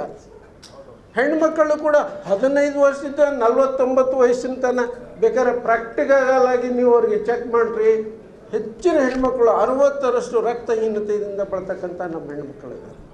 60%. ಇಲ್ಲ ನೀವು ಹೇಳೋದು ಸುಳ್ಳದಂತಂದರೆ ಬೇಕಾದ್ರೆ ಒಂದು ಕಾಲೇಜ್ ಹೋಗಿ ನಾವು ಟೆಸ್ಟ್ ಮಾಡೋಣ. ಇದು ಏನು ತೋರಿಸ್ಕೊಡ್ತದೆ? ಇದು ಬಡತನ. ಬಡತನ. ಯಾಕೆ ನಾವು ಸೇವಿಸ್ತಕ್ಕಂಥ ಆಹಾರ ಅಷ್ಟಿಲ್ಲ, ಪೌಷ್ಟಿಕಾಂಶದಿಂದ ಕೂಡಿಲ್ಲ. ಹೆಣ್ಮಕ್ಳು ಹೀಗೆ ಇರೋದ್ರಿಂದ ಮಕ್ಕಳ ಇನ್ಫೆಂಟ್ ಮಾರ್ಟಾಲಿಟಿ, ಚೈಲ್ಡ್ ಮಾರ್ಟಾಲಿಟಿ ಕೂಡ ತೀರ ಹೆಚ್ಚಾಗಿದೆ, ಭಾಳ ಹೆಚ್ಚಾಗಿದೆ. ಸೊ ಇದು ಏನಾಗ್ತದೆ? ಮತ್ತು ಇನ್ಕಮ್ಗೆ ಬರೋಣ. ಇನ್ಕಮ್ಗೆ ಬಂದಾಗ ಇತ್ತೀಚಿನ ವರದಿ ಗೋವಿಂದರಾವ್ ಕಮಿಟಿನಲ್ಲಿ ಕೂಡ ನಾನೆಲ್ಲ ಸ್ಟ್ಯಾಟಿಸ್ಟಿಕ್ಸ್ ಮಾಡಿದ್ದೀನಿ. ಬೋರ್ಡ್ ಮೇಲೆ ಹಾಕಿ ತೋರಿಸಿದ್ರೆ ಎಷ್ಟು ನಮಗೆ ರುಚಿಗೆ ಹೇಳ್ತದೆ. ಇವತ್ತಿಗೂ ಕೂಡ ಗುಲ್ಬರ್ಗಾ ದ ಲಾಸ್ಟ್ ಪರ್ ಕ್ಯಾಪಿಟಲ್ ಇನ್ಕಮ್ ಮೊದಲಿದಕ್ಕೂ ಇದಕ್ಕೆ ನಾವು ಕಂಪೇರ್ ಮಾಡಿದರೆ ಬೆಂಗಳೂರು ಮತ್ತು ಕಲಬುರಗಿ ಭಾಳ ಡಿಫ್ರೆನ್ಸ್ ಇಲ್ಲದೆ 1000 ಡಿಫ್ರೆನ್ಸ್ ಅದ. ಆದರೆ ಇವತ್ತೆಷ್ಟಿದೆ ಬೆಂಗಳೂರದು? 6.5 ಲಕ್ಷ ಅದ ರೀ ಅಲ್ಲಿ. ಮತ್ತು ನಮಗೇನಾಗಿದೆ? ಇದು ಕೂಡ ಏನಂತಂದರೆ ಪರ್ ಕ್ಯಾಪಿಟಲ್ ಇನ್ಕಮ್ ಹೆಚ್ಚು ಮಾಡ್ತಕ್ಕಂಥದ್ದು ಭಾಳ ಮುಖ್ಯ ಇದೆ. ಸೊ ಎಜುಕೇಷನ್ ಆಯಿತು, ಆದಾಯ ಆಯಿತು. ಇವನ್ ಎಜುಕೇಷನ್ಗೆ ಬರೋಣ. ಪ್ರತಿ ಸಾರಿ SSLC ರಿಸಲ್ಟ್ ಬರ್ತದೆ, PUC ರಿಸಲ್ಟ್ ಬರ್ತದೆ. ನಮ್ಮ ಕಲ್ಯಾಣ ಕರ್ನಾಟಕದ ಈ 7 ಜಿಲ್ಲೆಗಳಲ್ಲಿ ಎಲ್ಲಿ ಸ್ಥಾನ ಇದೆ ರೀ? To the bottom. Yadgir is the last. ಯಾಕೆ ಇದು? ಸೊ ಇವುಗಳ ಬಗ್ಗೆ ನಾವು ಏನಂತಂದರೆ ಜಾಗೃತ ಆಗಬೇಕಾಗ್ತದೆ. ನಾವು ಏನಂತಂದರೆ ಪಡಿಬೇಕಾಗ್ತದೆ. ಮತ್ತು ಇನ್ನೊಂದು ಹೇಳ್ತೀನಿ, ನಮ್ಮ ಕಲ್ಯಾಣ ಕರ್ನಾಟಕ ಏನೇನು ಬಂದಿದೆಯಲ್ಲ, ನಾವೆಲ್ಲ ಹೋರಾಟ ಮಾಡಿ ಪಡೆದಿರ್ತಕ್ಕಂಥದ್ದು. ನಾವು ಕೇಳದೇನೆ ಯಾವುದು ಕೂಡ ಇವತ್ತಿನ ತನೂ ಕೂಡ ಬಂದಿಲ್ಲ. ಸ್ವತಂತ್ರ ಸಿಕ್ತು 15th ಆಗಸ್ಟ್ಗೆ, ನಮ್ಗೆ ಸಿಕ್ತಾ? ಮತ್ತೆ ಹೋರಾಟ ಮಾಡೋದಕ್ಕಾಗ್ತದೆ. ಇಲ್ಲಿವರೆಗೆ 371 ಇಟ್ಕೊಂಡು ಸ್ವಾತಂತ್ರ್ಯದಿಂದ ಇಲ್ಲಿವರೆಗೆ ಕೂಡ ನಾವು ಏನು ಪಡ್ಕೊಂಡಿದ್ದೀವೋ ಅದು ಎಲ್ಲ ಹೋರಾಟ ಅಂತ. ಅದಕ್ಕೆ ದಯವಿಟ್ಟು ನಿಮ್ಮೆಲ್ಲರಲ್ಲಿ ಕೂಡ ಒಂದು ವಿನಂತಿ ಏನು ಅಂತಂದರೆ, ಯಾವುದಾದ್ರೂ ಸಮಿತಿ ಕರೆ ಕೊಟ್ಟು ಅಂತಂದರೆ ದಯವಿಟ್ಟು ಪಾಲ್ಗೊಂಡು ಈ ಪ್ರದೇಶವನ್ನು ಅಭಿವೃದ್ಧಿಗೊಳಿಸೋದೇ ನಮ್ಮದು ಒಂದು ಮುಖ್ಯವಾದಂಥ ಉದ್ದೇಶ. ರೈತರ ಸಮಸ್ಯೆಗಳಿದೆ, ನೀರಾವರಿ ಕೊಡ್ರಿ. ನಮ್ಮ ರೈತರಿಗೆ ನೀವು ಯಾವುದು ಸಾಲ ಮನ್ನಾ ಮಾಡ್ತಿರೋ ಬೇಡ, ಅದು ನಮ್ಗೆ ಗೊತ್ತಿಲ್ಲ. ನೀವು ನೀರು ಕೊಟ್ರಿ, ರೈತ ಇಡೀ ಪ್ರಪಂಚದಲ್ಲಿರ್ತಕ್ಕಂಥ ಎಲ್ಲ ಜೀವರಾಶಿಗಳಿಗೂ ಕೂಡ ಅನ್ನ ಕೊಡ್ತಾ ಇದ್ದಂತೆ ಪಶು ಪಕ್ಷಿನೂ ಕೂಡ ರೈತನ ಮೇಲೆ ಬದುಕ್ತಾ ಇದೆ. ಸೊ ಅಂಥ ರೈತನನ್ನು ಕೂಡ ಏನಾದರೂ ಪ್ರಧಾನವಾಗಿ ಇಟ್ಕೊಂಡು ಇನ್ನೂ ಅಂಶಗಳು ಭಾಳಷ್ಟಿದೆ, ಆದರೆ ಟೈಮ್ನೂ ಕೂಡ ಆಗಿದೆ. ನಾನು ಇಲ್ಲಿಗೆ ಏನಂತಂದರೆ ನಾನು 2 ವಿಚಾರಗಳನ್ನು ಮಂಡಿಸಲಿಕ್ಕೆ ಅವಕಾಶ ಮಾಡಿಕೊಟ್ಟಿದ್ದ ಎಲ್ಲರಿಗೂ ವಂದಿಸಿ ಅಲ್ಲಿ ಮಾತುಗಳನ್ನು ಮುಗಿಸ್ತೀನಿ. ಧನ್ಯವಾದಗಳು. ಒಂದನೇದಾಗಿ ಹೈದರಾಬಾದ್ ಕರ್ನಾಟಕದ ಜ್ವಲಂತ ಸಮಸ್ಯೆ ಅಂತ ಕರಿತೀವಿ. ಏನಂದರೆ 371 ಕಲಮನ್ನು ಸಮರ್ಪಕವಾಗಿ ಜಾರಿಗೆ ತರಬೇಕು, ಇದರ ಬಗ್ಗೆ ಹೋರಾಟ ಮಾಡಬೇಕು. ಮತ್ತು ಈಗಾಗಲೇ ರಾಜ್ಯ ಸರ್ಕಾರ ಏನಿದೆ ಅಂದರೆ ಹೈದರಾಬಾದ್ ಕರ್ನಾಟಕಕ್ಕೆ 5,000 ಕೋಟಿ ರೂಪಾಯಿ ಬಿಡುಗಡೆ ಮಾಡ್ತಾಯಿದೆ. ಅದೇ ರೀತಿಯಾಗಿ ನಾವು ಹೈದರಾಬಾದ್ ಕರ್ನಾಟಕದ ಎಲ್ಲ ಹೋರಾಟಗಾರರು ಮತ್ತು ಸರ್ಕಾರದವರು ಕೂಡಿಕೊಂಡು ಕೇಂದ್ರ ಸರ್ಕಾರದಿಂದಲೂ ಕೂಡ ಒಂದು 5,000 ಕೋಟಿ ರೂಪಾಯಿ ವಿಶೇಷ ಪ್ಯಾಕೇಜನ್ನು ಬೇಡಿಕೆ ರೂಪದಲ್ಲಿ ಇಡಬೇಕು.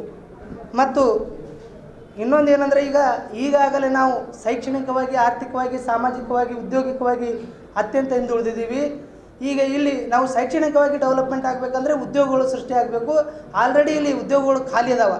ಆ ಹುದ್ದೆಗಳನ್ನು ಭರ್ತಿ ಮಾಡಿಕೊಳ್ಳುವ ನಿಟ್ಟಿನಲ್ಲಿ ನಾವು ಎಲ್ಲರೂ ಸೇರಿಬಿಟ್ಟು ಹೋರಾಟಗಳನ್ನು ಮಾಡಬೇಕು. ಮತ್ತು ಈಗಾಗಲೇ ಏನು ರಾಜ್ಯ ಸರ್ಕಾರ ನಮಗೆ ಉಪಸಮಿತಿ ಅಂದರೆ ಸಬ್ ಕಮಿಟಿ 371 ಸಬ್ ಕಮಿಟಿ ಅಂತ ಮಾಡಿದೆ. ಆ ಸಬ್ ಕಮಿಟಿಯವರು ಬೆಂಗಳೂರಲ್ಲಿ ಕೂತ್ಕೊಂಡು ಹೈದರಾಬಾದ್ ಕರ್ನಾಟಕದ ಬಗ್ಗೆ ನಿರ್ಣಯಗಳನ್ನು ತಗೋತಾರೆ. ಅದು ಅವೈಜ್ಞಾನಿಕ. ಆ ಸಬ್ ಕಮಿಟಿಯನ್ನು ಇಲ್ಲಿ ಕಲಬುರಗಿಗೆ ಸ್ಥಳಾಂತರ ಮಾಡಬೇಕು. ಮತ್ತು ಅದರ ಜೊತೆಗೆ ಏನು ಈಗಾಗಲೇ ಹೈದರಾಬಾದ್ ಕರ್ನಾಟಕ ಪ್ರದೇಶ ಅಭಿವೃದ್ಧಿ ಇಲಾಖೆ ಅಂತ ಮಾಡಿದ್ದಾರೆ, ಆ ಇಲಾಖೆ ಕೂಡ ಇಲ್ಲೇ ಕಲಬುರಗಿಗೆ ಬರಬೇಕು. ಇವು ಎಲ್ಲವನ್ನು ಅಜೆಂಡಾಗಳನ್ನು ಇಟ್ಕೊಂಡು ನಾವು ಏನದ ಹೋರಾಟ ಚಳವಳಿಗಳನ್ನು ರೂಪಿಸಬೇಕು ಅಂಥೇಳಿ ಈ ಮೂಲಕ ನಾವು ಈ ಒಂದು ಹೋರಾಟ ಸಮಿತಿಗೆ ಅಪೀಲ್ ಮಾಡುತ್ತಾ, ಮತ್ತೊಂದು ಏನಂದರೆ ಇನ್ನೊಂದು ಪ್ರಮುಖವಾದಂಥ ಅಜೆಂಡಾ ಏನಂದರೆ ನಮ್ಮದು ಖಾಸಗಿ ವಲಯದಲ್ಲಿ ಅಂದರೆ ಇಲ್ಲಿ ಸ್ಟೀಲ್ ಫ್ಯಾಕ್ಟ್ರಿಗಳು, ಸಿಮೆಂಟ್ ಫ್ಯಾಕ್ಟ್ರಿಗಳು, ಶುಗರ್ ಫ್ಯಾಕ್ಟ್ರಿಗಳು ಅದಾವೆ. ಇಲ್ಲೆಲ್ಲ UP, ಬಿಹಾರ್, ಗುಜರಾತ್, ರಾಜಸ್ಥಾನಗಳಿಂದ ಲೇಬರ್ಗಳನ್ನು ಡಂಪ್ ಮಾಡಿ ಇಲ್ಲಿ ಕೆಲಸಗಳನ್ನು ಕೊಡ್ತಾ ಇದ್ದಾರೆ. ಆದರೆ ನಮ್ಮ ಭಾಗದ ವಿದ್ಯಾರ್ಥಿಗಳು ಇವತ್ತು ನಾವು ಬಾಂಬೆ, ಪುಣೆ, ಇವತ್ತು ನುರಿದಿಗೆ ಹೋಗೋರು, ಹೈದರಾಬಾದು, ಈ ಕಡೆ ಬೆಂಗಳೂರಿಗೆ ಹೋಗಿ ಅಲ್ಲಿ ಗುಳೆ ಹೋಗಿ ನಾವು ಕೆಲಸಗಳನ್ನು ಮಾಡ್ತಾಯಿದ್ದೀವಿ.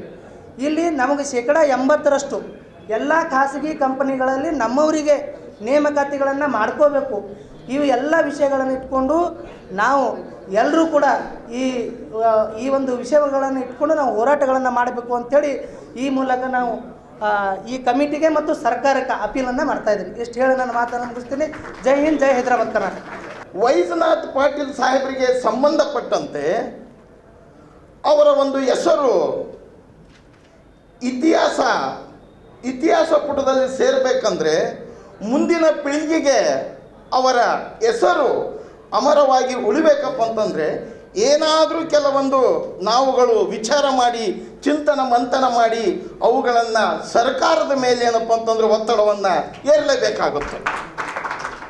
ಮೊದಲನೆಯ ಪಾಯಿಂಟು ಈಗಾಗಲೇ ಹಿರಿಯರು ಹೇಳಿದ್ರಲ್ಲ, ಸೆಪ್ಟೆಂಬರ್ ತಿಂಗಳಲ್ಲಿ ಇವತ್ತು ಹೈದರಾಬಾದ್ ಕರ್ನಾಟಕ ವಿಮೋಚನಾ ದಿನಾಚರಣೆಯನ್ನು ಏನು ಆಚರಣೆ ಮಾಡ್ತೀವಲ್ಲ, ಆ ತಿಂಗಳಲ್ಲಿ ವೈಜನಾಥ್ ಪಾಟೀಲ್ ಅವರ ಒಂದು ಕಂಚಿನ ಪುತ್ಥಳಿಯನ್ನು ಮಾಡಿಕೊಂಡು ಇಡೀ ನಮ್ಮ 6 ಜಿಲ್ಲೆಗಳಲ್ಲಿ ಏನಪ್ಪ ಅಂದರೆ ಸಂಚರಿಸಿ 7 ಜಿಲ್ಲೆಗಳಲ್ಲಿ ಏನಪ್ಪ ಅಂದರೆ ಸಂಚರಿಸಿ, ಅದರ ಜೊತೆಗೆ ಸೆಪ್ಟೆಂಬರ್ 17ನೇ ತಾರೀಕಿಗೆ ಏನು ಮಹಾತ್ಮ ಗಾಂಧೀಜಿಯವರದು ಸರ್ದಾರ್ ವಲ್ಲಭಾಯ್ ಪಟೇಲ್ಜಿಯವರ ಫೋಟೋ ಇಡ್ತಾರಲ್ಲ, ಅದರ ಪಕ್ಕದಲ್ಲಿ ಸನ್ಮಾನ್ಯ ವೈಜನಾಥ್ ಪಾಟೀಲ್ಜಿಯವರ ಫೋಟೋವನ್ನು ಇಟ್ಟು ಸರ್ಕಾರದಿಂದ ಏನಪ್ಪ ಅಂದರೆ ಅದು ಆಚರಣೆಗೊಳ್ಳಬೇಕು.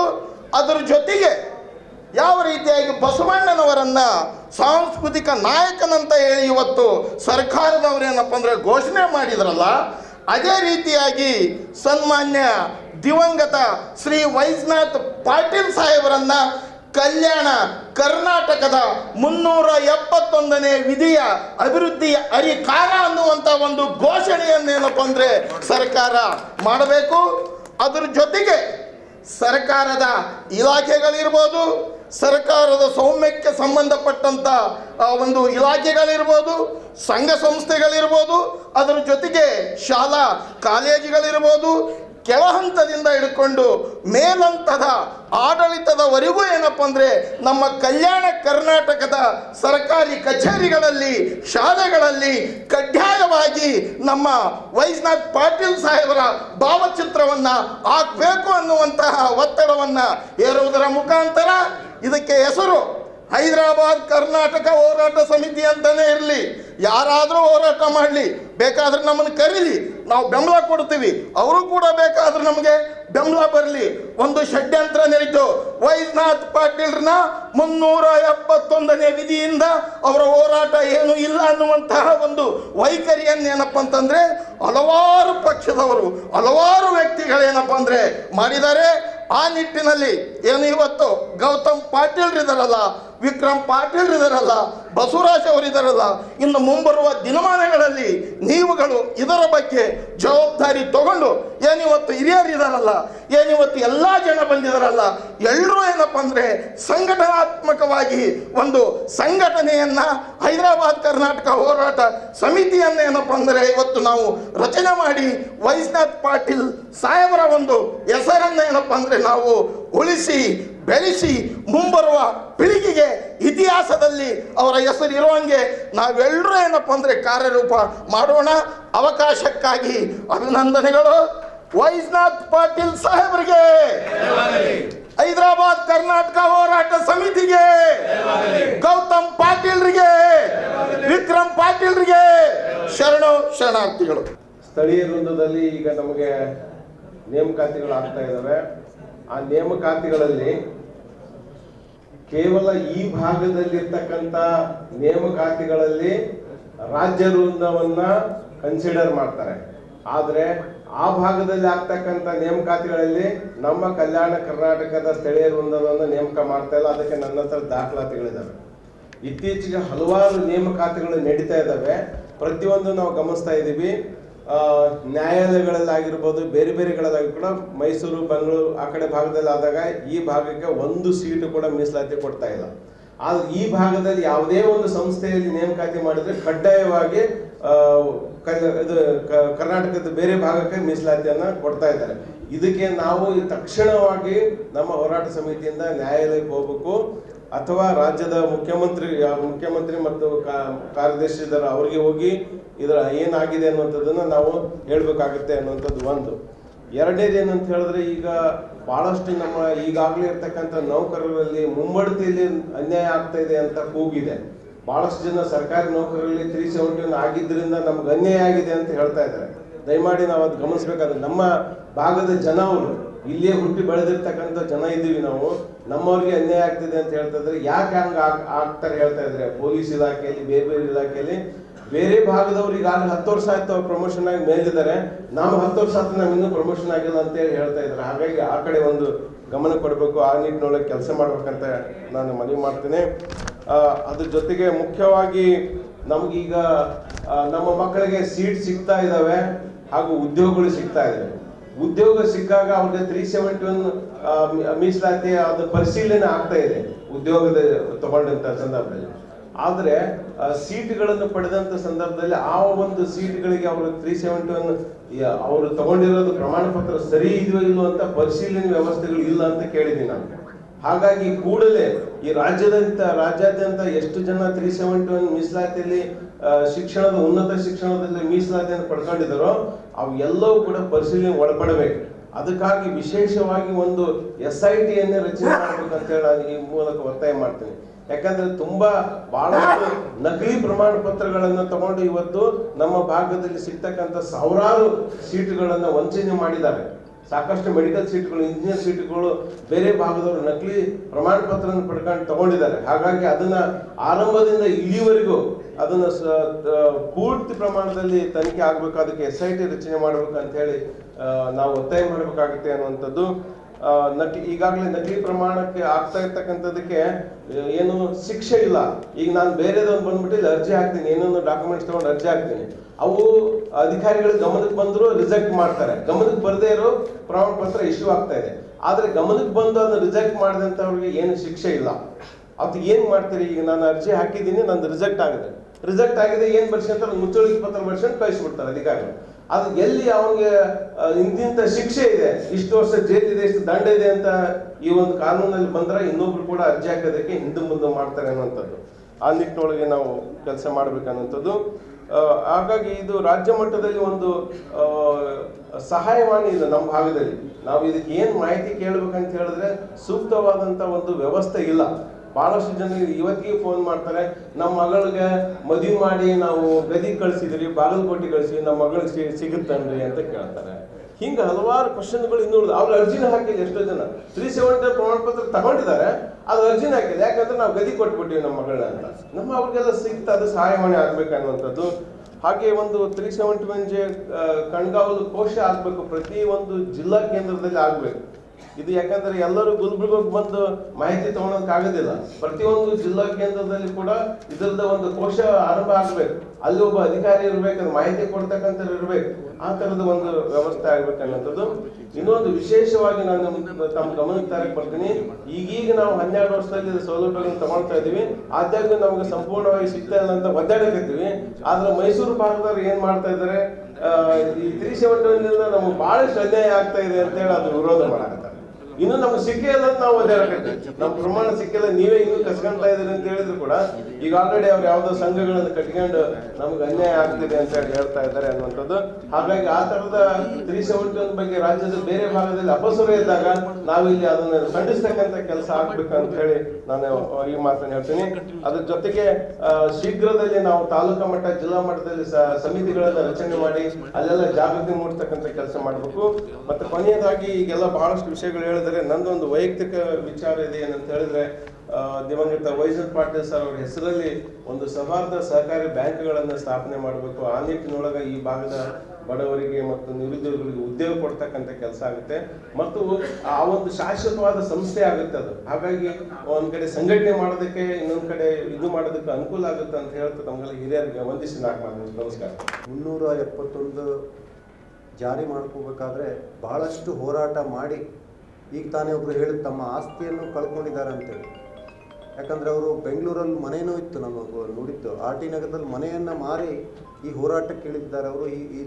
ಇಷ್ಟೆಲ್ಲ ಜನಕ್ಕೆ ನಮಗೆ ಏನಾದರೂ ಸೌಲಭ್ಯ ಸಿಗ್ತಾ ಇದೆ, ಇವತ್ತು ಏನಾದರೂ ಡೆವಲಪ್ಮೆಂಟ್ ಆಗ್ತಾ ಇದೆ ಅಂತಂದರೆ ಅದು KKRDB ಆದಮೇಲೆ ಆಗ್ತಾ ಇದೆ. ಅದು ಇಲ್ಲ ಅಂದರೆ ನಮ್ಮ ಪರಿಸ್ಥಿತಿ ಏನಾಗುತ್ತೆ ಅಂತ ನೀವು ತಿಳ್ಕೊಬೇಕಾಗ್ತಿತ್ತು. ಖುಷಿಯ ವಿಚಾರ ಏನಂದರೆ ಇವತ್ತು ಅವರ ಜನ್ಮ ಜಯಂತಿ ದಿವಸನೇ ಈ ಹೋರಾಟಕ್ಕೆ ಮತ್ತು ಪುನರ್ಜೀವನ ಮಾಡಬೇಕು ಅಂತ ಗೌತಮ್ ಪಾಟೀಲ್ ಅವರು ಏನು ಅಂದ್ಕೊಂಡಿದ್ದಾರೆ, ಅವರಿಗೆ ಮತ್ತು ಅವರ ಫ್ಯಾಮಿಲಿ ಮೆಂಬರ್ಸ್ಗೆಲ್ಲರಿಗೂ ನಾವು ಧನ್ಯವಾದಗಳನ್ನು ಹೇಳಬೇಕು. ಮೊದಲು ಭಾಳ ಜನಕ್ಕೆ ಗೊತ್ತಿರಬೇಕು, ಯಾಕಂದರೆ ಹಿರಿಯರಿಗೆ ಇಲ್ಲಿ ಎಲ್ಲರಿಗೂ ಗೊತ್ತಿದೆ. ಆದರೆ ನಮ್ಮಂಥ ಯುವಕರಿಗೆ ನಾವು ತಿಳ್ಕೊಬೇಕಾಗ್ತದೆ. ಯಾವಾಗ ವೈಜನಾಥ್ ಪಾಟೀಲ್ ಅವರಾಗಿರ್ಬೋದು, ವಿಶ್ವನಾಥ್ ರೆಡ್ಡಿ ಮುದ್ನಾಳ್ ಅವರಾಗಿರ್ಬೋದು, ವಿದ್ಯಾಧರ್ ಗುರೂಜಿ ಆಗಿರ್ಬೋದು, ಅವ್ರ ಜೊತೆಗೆ ಇನ್ನೂ ಭಾಳಷ್ಟು ಜನ ಇದ್ದಾರೆ.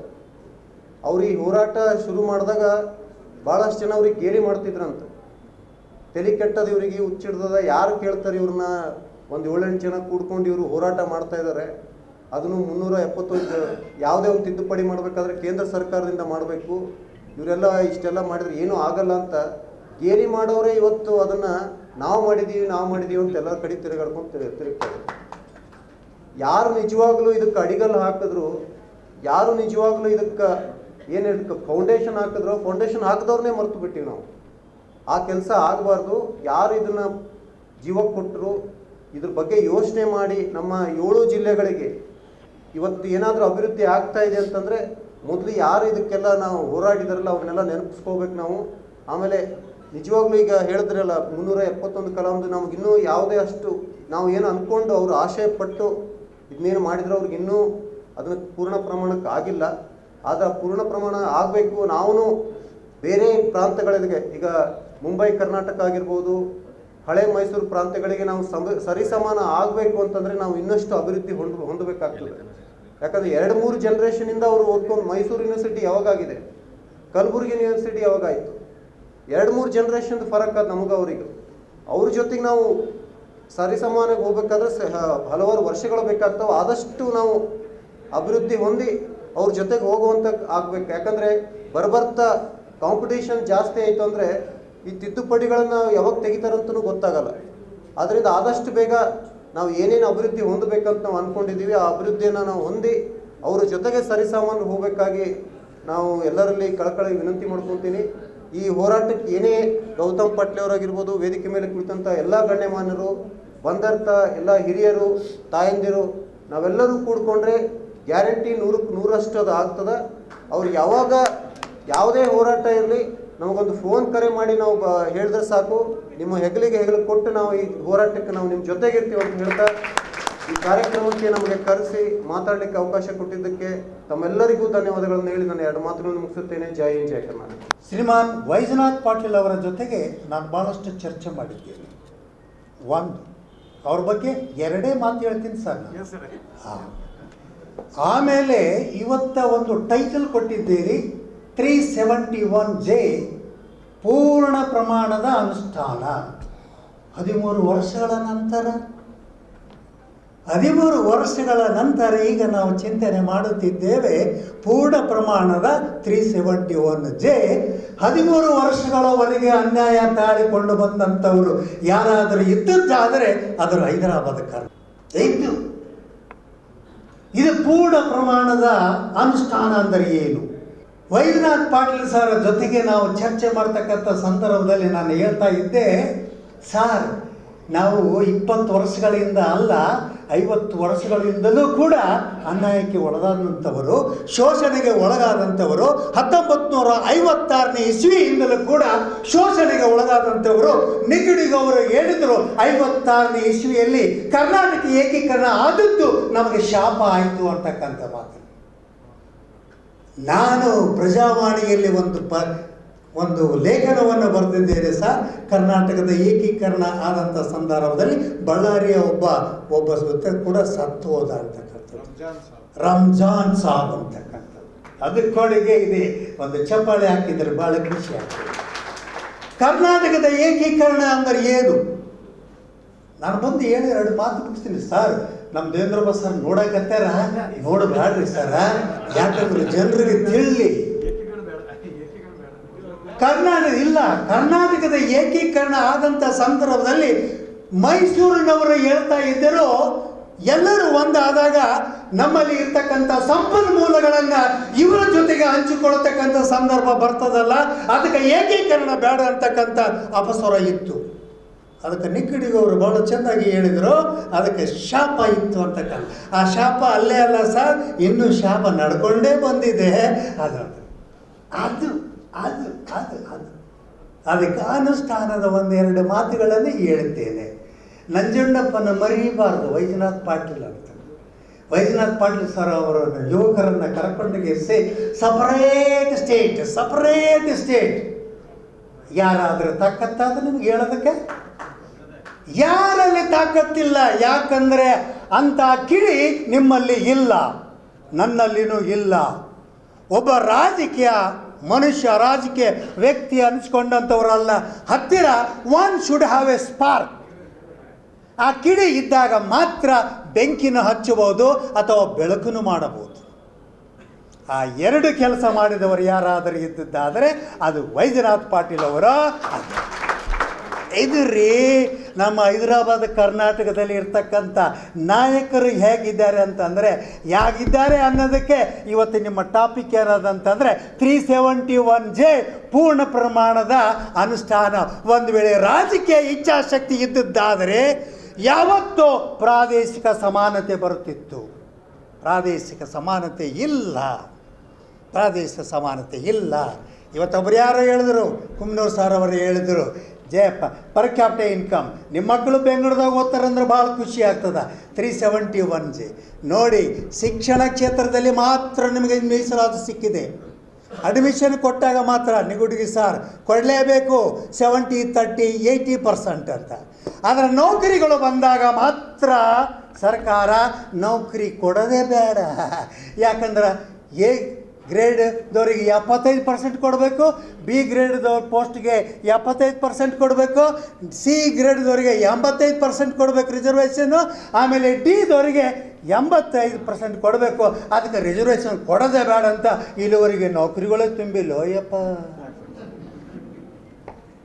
ಇದು ಪ್ರಾದೇಶಿಕ ಅಸಮಾನತೆ ಅಂತಕ್ಕಂಥದ್ದು ಎಲ್ಲಿವರೆಗೆ ಮುಂದುವರೆದು ಬಂದಂದರೆ ನಂಜುಂಡಪ್ಪ ಕಮಿಟಿಯಿಂದ 2002 ಇಸ್ವಿಯಿಂದ ಇಲ್ಲಿವರೆಗೂ 26 ವರ್ಷಗಳಾದರೂ ಕೂಡ ಅದಕ್ಕೆ ಇವತ್ತು ಪ್ರಾದೇಶಿಕ ಅಸಮಾನತೆ ಅಂತಕ್ಕಂಥ ಹಿನ್ನೆಲೆಯಲ್ಲಿ ಏನು ಮಾಡಬೇಕಂತಂದರೆ ಒಂದು ಏನಂತಂದರೆ ಒಗ್ಗಟ್ಟಾಗಿರಿ. ಓಯಪ್ಪ ಒಗ್ಗಟ್ಟಾಗಿರಿ. ತೆಲಂಗಾಣ ನೋಡ್ರಿ, ಸ್ವಲ್ಪ ಸಪ್ರೇಟ್ ಸ್ಟೇಟ್ ಅಂತ ಹೇಳಂಗಿಲ್ಲ. ಯಾಕಂದರೆ ಬುದ್ಧಿಜೀವಿಗಳು ಬೈತಾರ. ಯಾಕಂದರೆ ಏಕೀಕರಣ ಮಾಡೋದಕ್ಕೆ ಕುರಿಕೋಣಗಳು ಬಿದ್ದಾವ. ಅಖಂಡ ಕರ್ನಾಟಕ ಒಡೆಯಕ್ಕೆ ಹೋಗಬೇಡ ಅಂತ ಅಂತಾರ. ಅದರ ಸಂದರ್ಭ ಅಂದ್ರೆ ಏನು ಮಾಡಬೇಕು? ಅದಕ್ಕೆ ನೀವು ಒಗ್ಗಟ್ಟಾಗ್ರಿ, ಶಕ್ತಿ ಬರಲಿ. ಅದಕ್ಕೆ ರಾಜಕೀಯ ಧೋರಣೆಗಳಲ್ಲಿ ಅದು ರಾಜಕೀಯ ಇಚ್ಛಾಶಕ್ತಿ ಇಲ್ಲ. ಸಂಘಟನೆ ಹೋರಾಟಗಳು ಜಾಸ್ತಿ ಇರಬೇಕಂತ ಅಲ್ಲಂ ಪ್ರಭು ಸರ್ ಹೇಳಿದ್ರು. ಇಂಥ ಒಂದು ನ್ಯಾಯಕ್ಕಾಗಿ ಸಂಘಟನೆಗಳು ಜಾಸ್ತಿ ಇರಬೇಕಂತ ಹೇಳಿದ್ರು. ಸಂಘಟನೆಗಳು ಅವು ತಿಂದುಗೋಸ್ಕರ ಮಲ್ಕೊಂಡವ ಸರ್. ಯಾರ್ಯಾರು ಏನು ಕೊಡ್ತಾರೆ? ಕೆಲವೊಂದು ಸಂಘಟನೆಗಳು ಕೊಪ್ಪಳದಲ್ಲಿ ಇದೆ. ಆ ಕೊಪ್ಪಳದಲ್ಲಿ ಇರ್ತಕ್ಕಂಥ ಇಂಡಸ್ಟ್ರೀಸ್ ನಮಗೆ ಬೇಕು. ಆದರೆ ಪರಿಸರ ಸ್ನೇಹಿವಾದಂಥ ಇಂಡಸ್ಟ್ರೀಸ್ ಬೇಕು. ಅದೇ ನಾನು ಹೇಳ್ತಾ ಇರ್ತಕ್ಕಂಥದ್ದು. ಅದೆಲ್ಲ ಅದು ನೀವು ಹೆಂಗೆ ಅದು ಹೆಂಗೆ ಮಾದರಿಯನ್ನು ಮಾಡ್ತೀರಿ ಅಂತಕ್ಕಂಥದ್ದು. ನಮ್ಮ ನಿಗುಣಿಗೆ ಸರ್ ಇದು ನಾವು ಹೇಳಿದ್ರೆ ಬಹುಶಃ ಮಾಗಿ ಈಗಿಲ್ಲ, ನಮ್ಮ ಹಿಂದೆ ಇದ್ದಾರೆ ಅವರು ಬೆನ್ನ ಹತ್ಯಾರ. ಅದಕ್ಕೆ ನಾನು ಹೇಳೋಕ್ಕೆ ಆಗೋದಿಲ್ಲ. ಹೇಳಷ್ಟು ನಾವು ಹೆಂಗೆ ನಿಗುಣಿಗೆ ಸರ್, ನಾವು ಕುಮ್ಮಿನ ಸರ್ 371 ಜೆ ಹೆಂಗೆ ಬಂತು, ಮೊದಲು ನಮಗೆ ಓಡಾಡೋ ಹೊತ್ನಾಗ ನಮ್ಮನ್ನು ಬೈದರು, ಆಮೇಲೆ ನಾವೇ ಮಾಡಿ ಬಂದರು. ಅದು ಮತ್ತು ಬೇರೆ. ಎಲ್ಲರಿಗೂ ನಮಸ್ಕಾರಗಳು. 13 ವರ್ಷ ಆಯಿತು, ಅನುಷ್ಠಾನ ಆಗಿಲ್ಲ. ಇವಾಗ ಸಪ್ರೇಟ್ ರಾಜ್ಯಕ್ಕಾಗಿ ಹೋರಾಟ ಮಾಡಿದ್ರೆ ಅಭಿಪ್ರಾಯ. ಹೆಸರು ಬಸವರಾಜ ಗುಪ್ಪಂತಿ ಅಂತೇಳಿ.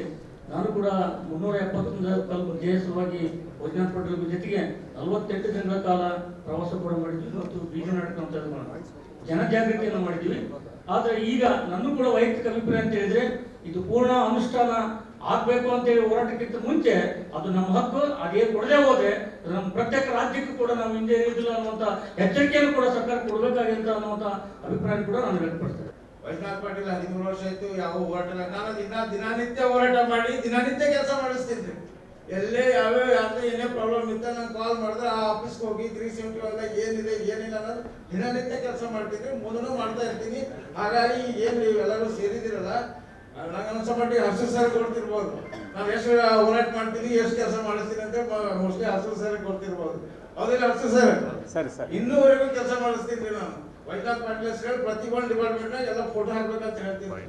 ಖುಷಿಯಾಗಿದೆ ತುಂಬಾ. ನಾನು 371 ಜೆ ಕಲಂ ಬಗ್ಗೆ ತುಂಬಾ ಓದಿದೆ. ಆದರೆ ಇಲ್ಲಿವರೆಗೂ ಯಾವುದೇ ರೀತಿಯ ಸಭೆ ಇದ್ರ ಬಗ್ಗೆ ಮಾತಾಡಲು ಅವಕಾಶ ಸಿಕ್ಕಿಲ್ಲ.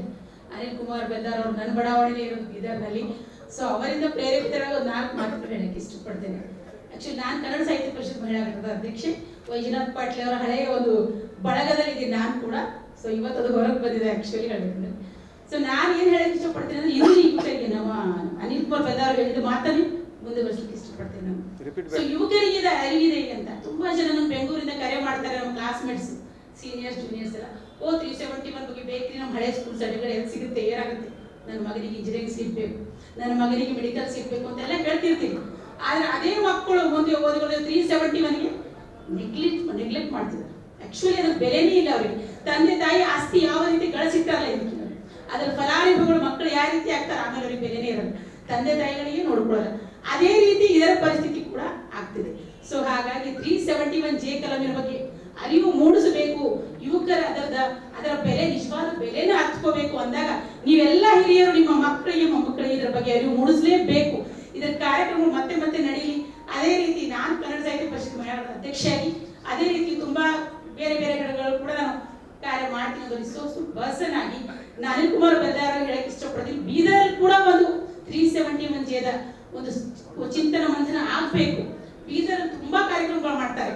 ನಾನು ನೋಡ್ತಾ ಬಂದಿದ್ದೀನಿ, ಸಾಹಿತ್ಯ ಕ್ಷೇತ್ರದಲ್ಲಿ ಇದ್ದದಕ್ಕೆ ನೋಡ್ತಾನೆ ಬಂದಿದ್ದೀನಿ. ಎಲ್ಲಾ ರೀತಿಯ ಕಾರ್ಯಕ್ರಮಗಳಾದ್ರು ಇದ್ರ ಕಾರ್ಯಕ್ರಮ ಯಾಕಾಗಿಲ್ಲ ಅಂತ ಕೇಳಕ್ ಇಷ್ಟಪಡ್ತೀನಿ. ಅದೇ ರೀತಿ ಪ್ರಮೋಷನ್ ಅಲ್ಲಿ ಕೂಡ ತುಂಬಾ ತೊಂದರೆ ಆಗ್ತಿದೆ. ಸೊ ಜನರಿಗೆ ಪ್ರಮೋಷನ್ ಸಿಗ್ತಿಲ್ಲ. ನನ್ನ ತಂಗಿ ಕೂಡ ಬೆಂಗಳೂರಲ್ಲಿ ಎಕ್ಸೈಸ್ ಇನ್ಸ್ಪೆಕ್ಟರ್, ಅವಳು 25 ವರ್ಷ ಆದ್ರೂ ಅವಳಿಗೆ ಇನ್ನೂ ಪ್ರಮೋಷನ್ ಕೊಡ್ತಿಲ್ಲ. ಅವಳಿಗಿಂತ ಜೂನಿಯರ್ ಪ್ರಮೋಷನ್ ಸಿಗ್ತಿದೆ. ಸೊ ಇಷ್ಟೊಂದು ಇನ್ನೂ ಇದೆ. ಇದನ್ನ ಇದೇ ರೀತಿ ನೀವು ಹೋರಾಟ ಮುಂದುವರಿಸಿ ಎಲ್ಲರಿಗೂ ಉಪಯೋಗ ಆಗಲಿ. ಯುವಕರು ಇದರ ಬಗ್ಗೆ ಅರಿತುಕೊಳ್ಳೋದಂದ್ರೆ ನನ್ನ ಇಷ್ಟೇ. ಧನ್ಯವಾದಗಳು. ನಾನು ರೂಪಾ ಪಾಟೀಲ್. ನಾನು ಡಾಕ್ಟರ್ ಓಂ ಪ್ರಕಾಶ್ ಶಬಾಳ್, ಸಾವಯವ ಕೃಷಿಕ. ತೆಂಗುಳಿ ಗ್ರಾಮ, ಕಾಳಗಿ ತಾಲೂಕು, ಕಲಬುರಗಿ ಜಿಲ್ಲೆ. 13 ವರ್ಷ ಆದ ಬಳಿಕ ಇವತ್ತು ಸಭೆ ಸೇರ್ತಾ ಇದ್ದೀವಿ. ಪೂರ್ಣಾನುಷ್ಠಾನ ಅಂತ ತಮ್ಮೆಲ್ಲರಿಗೂ ಗೊತ್ತಿದ್ದ ವಿಷಯನೇ. ಆದರೆ ಇದು ಮರು ಅನುಷ್ಠಾನಗೊಳಿಸಲಿಕ್ಕೆ ಅಥವಾ ಪೂರ್ಣಾನುಷ್ಠಾನಗೊಳಿಸಲಿಕ್ಕೆ ಇದನ್ನ ಹೋಲ್ ಕಮಿಟಿಯನ್ನ ಮತ್ತೆ ಇದಕ್ಕೆ ಕಿಚ್ಚು ಹಚ್ಚಿ ಮತ್ತೆ ಹೋರಾಟ ಮಾಡ್ತಕ್ಕಂಥ ಇದನ್ನ ಬೆಳೆಸಬೇಕಾಗ್ತದೆ. ಆ ಕಾರಣದಲ್ಲಿ ಆ ದಿಶೆಯಲ್ಲಿ ಆಲ್ರೆಡಿ ವೈಜನಾಥ್ ಪಾಟೀಲ್ ಜೊತೆಗೆ ಇದ್ದು ಸಾಕಷ್ಟು ಹೋರಾಟ ಮಾಡಿದಂತ ಕುಷ್ಟಗಿಯವರು ಇರಬೇಕು, ಅಲಂಪುರ ಬೆಟ್ಟದೂರು ಇರಬೇಕು, ನೆಗುಡಿಯೂರು ಇರ್ಬೋದು, ಯಾರೇ ಇರಲಿ ಅದನ್ನ ಮುಂಚೂಣಿಗೆ ತಂದು ಇನ್ನೊಮ್ಮೆ ಮೀಟಿಂಗ್ ಮಾಡಿ ಸಾಕಷ್ಟು ಯುವಕರನ್ನ ಅದರನ್ನ ಪರಿಣಿತರನ್ನ ಸೇರಿಸಿ ಮತ್ತು ರಾಜ್ಯದಲ್ಲಿ ವಿವಿಧ ಭಾಗಗಳಿಗೆ ಯಾವ್ಯಾವ ಕ್ಷೇತ್ರದಲ್ಲಿ ಎಷ್ಟೆಷ್ಟು ಅನ್ಯಾಯವಾಗಿದೆ ಅಂತಕ್ಕಂಥದ್ದನ್ನ ನಾವು ಒಂದು ಮಾಹಿತಿಯನ್ನು ಕಲೆ ಹಾಕಿ ಇದಕ್ಕೆ ಮುಂದಿನ ರೂಪರೇಷೆಗಳನ್ನು ಕೊಡಬೇಕು ಅಂತಕ್ಕಂಥ ಮಾತನ್ನ ಹೇಳ್ತೇನೆ. ಆದರೆ ಎಲ್ಲರೂ ಹೇಳಿದ್ರು ಪರ್ ಕ್ಯಾಪಿಟಲ್ ಇನ್ಕಮ್ ಬೆಂಗಳೂರು ಜಾಸ್ತಿ ಯಾಕಾಗ್ತದೆ ಅಂದ್ರೆ ಸಾಫ್ಟ್ವೇರ್ ಇಂಡಸ್ಟ್ರಿ. ಇಲ್ಲಿ ನಾನು ಒಕ್ಕಲಿಗೆಯಾಗಿ ನೋಡಿ ಹೇಳ್ತೇನೆ, ಸಾಮಾನ್ಯವಾಗಿ ಪರ್ ಕ್ಯಾಪಿಟಲ್ ಇನ್ಕಮ್ ನಿಂದನೇ ಬರೋದು. ನಮ್ಮಲ್ಲಿ ಇನ್ಕಮ್ ಇರೋದು ಏನು 80% 85% ಅಗ್ರಿಕಲ್ಚರ್ದಲ್ಲಿ ಇವತ್ತು ಏನ್ ಪರಿಸ್ಥಿತಿ ಇದೆ ಅವರೇಜ್ ಇನ್ಕಮ್ ಪರ್ ಎಕರ್ ಐಲ್ಯಾಂಡ್ ದವರಿಗೆ 10 ರಿಂದ 12 ಸಾವಿರ ರೂಪಾಯಿ ಮಾತ್ರ ಒಂದು ವರ್ಷ. ಅದನ್ನು ನಾವು ಮತ್ತೊಬ್ಬರಿಗೆ ರಿಲೀಸ್ ಹಾಕಿ ಬಂದು ನಾವು ಕಲಬುರಗಿಗೆ ಕುಂತೀವಿ, ಮುಂಜಾನೆ ಇಡ್ಲಿ ವಡೆ ತಿಂತೀವಿ, ಸಾಯಂಕಾಲ 90 ಹೊಡಿತೀವಿ. ಹೀಗಾಗಿ ಅಲ್ಲಿ ಯಾರು ಕೆಲಸ ಮಾಡ್ತಾರೋ ಅವರಿಗೆ ಪರ್ ಕ್ಯಾಪಿಟಲ್ ಇನ್ಕಮ್ ಅಷ್ಟೇ 15,000 ರೂಪಾಯಿ ಎವರೇಜ್ ಇರೋದು. 10,000 ರೂಪಾಯಿ ಒಂದು ಎಕರೆಯಿಂದ ಬರಬೇಕಾದ್ರೆ ಪರ್ ಕ್ಯಾಪಿಟಲ್ ಇನ್ಕಮ್ ಇಂಪ್ರೂವ್ ಆಗಕ್ಕೆ ಸಾಧ್ಯ ಇಲ್ಲ, ಪುಷ್ಟಿಗೆ ಸಾಧ್ಯ ಹಂಗೆಲ್ಲ ಆಗೋದಿಲ್ಲ. ಅದಕ್ಕೆ ನಮ್ಮಲ್ಲಿ ಸಾಕಷ್ಟು ನೀರಾವರಿ ಪ್ರಾಜೆಕ್ಟ್ ಇವೆ. ಬೆಣ್ಣಿತುರ ಪ್ರಾಜೆಕ್ಟ್ ಕಮಾಂಡ್ ಏರಿಯಾದಿಂದ ಬರ್ತೀನಿ. ಆ ಬೆಣ್ಣಿತುರಿನಿಂದ 2 ಕಿಲೋಮೀಟರ್ದವರೆಗೆ ನೀರು ಕುಡ್ಲಿಕ್ಕೆ ಆಗ್ತಾ ಇಲ್ಲ. ಬರೇ ದೊಡ್ಡ ದೊಡ್ಡ ಅಣೆಕಟ್ಟ ಹಿಂದೆ ನೀರು ನಿಂತದ. ಯಾರು ಯುಟಿಲೈಸ್ ಮಾಡೋರೇ ಇಲ್ಲ, ಅದು ಯುಟಿಲಿಟಿ ಕೇಳೋರೇ ಇಲ್ಲ. ಅಲ್ಲಿ 1 ಕಿಲೋಮೀಟರ್ ಇರೋನಿಗೂ ನೀರು ಕುಡ್ಲಿಕ್ಕೆ ಆಗ್ತಾ ಇಲ್ಲ. ಹಂಗೆಲ್ಲ ನಮ್ಮ ಪ್ರಾಜೆಕ್ಟ್ಸ್ ಗಳದಾವ. ಇಲ್ಲಿ ರಾಜಕೀಯ ಇಚ್ಛಾಶಕ್ತಿ ಕಡಿಮೆ ಅದ. ಯಾಕದ ಅಂದ್ರೆ ಇದನ್ನ ಯಾರು ಎಕನಾಮಿಕಲಿ ಡೆವಲಪ್ ಆಗ್ತಾರೆ ಈ ನೀರು ಕೊಟ್ರೆ ಅಂತಕ್ಕಂಥ ವಿಚಾರ ರಾಜಕೀಯ ಇಚ್ಛಾಶಕ್ತಿಗಳಲ್ಲಿ ಇರೋ ಕಾರಣಕ್ಕೆ ಅದು ಬಹಳ ಹೊರಗೆ ಅಂತಕ್ಕಂಥ ಮಾತನ್ನು ಹೇಳ್ತೀನಿ. ಅದಕ್ಕೆ ಅದನ್ನ ಪುನಶ್ಚೇತನಗೊಳಿಸಬೇಕಾದ್ರೆ ಮೊದಲೇ ಹೋರಾಟ ಸಮಿತಿಯನ್ನು ಪುನಶ್ಚೇತನಗೊಳಿಸಿ ನಂತರ ಅದರಿಂದ ನಾವು ಬರ್ತಕ್ಕಂಥ ಬೆನಿಫಿಟ್ ಅನ್ನ ಮುಂದಿನ ಜನಾಂಗಕ್ಕೆ ಮತ್ತು ಈ ಅಭಿವೃದ್ಧಿ ಮಾಡಲಿಕ್ಕೆ ಸಾಧ್ಯ ಅಂತ ಮಾತನ್ನು ಹೇಳ್ತಾನೆ. ನಾನು 2 ಮಾತನ್ನು ಮುಗಿಸ್ತೇನೆ. ಶ್ರೀಮಂತ್ ಕಟ್ಟಿಮನಿ ಅಂತೇಳಿ ಚಿಂಚೋಳಿ ವಕೀಲರ ಸಂಘದ ಮಾಜಿ ಅಧ್ಯಕ್ಷರು. ನಾನು ಸಮಿತಿಗೆ 3 ಅಂಶಗಳನ್ನ ಕೊಡಲು ಇಷ್ಟಪಡ್ತಾ ಇದ್ದೀನಿ ಸರ್. ಇವತ್ತು ಕಲ್ಯಾಣ ಕರ್ನಾಟಕದ ಜನರಿಗೆ ಒಂದು ಕುಟುಂಬದಲ್ಲಿ ಏನಾದರೂ ಆರ್ಥಿಕ ಸಬಲತೆಯನ್ನು ಹೊಂದಿದ್ದಾರೆ ಅಂತಂದ್ರೆ ವೈಜನಾಥ್ ಪಾಟೀಲ್ ಕೊಟ್ಟಿದ್ದಾರೆ.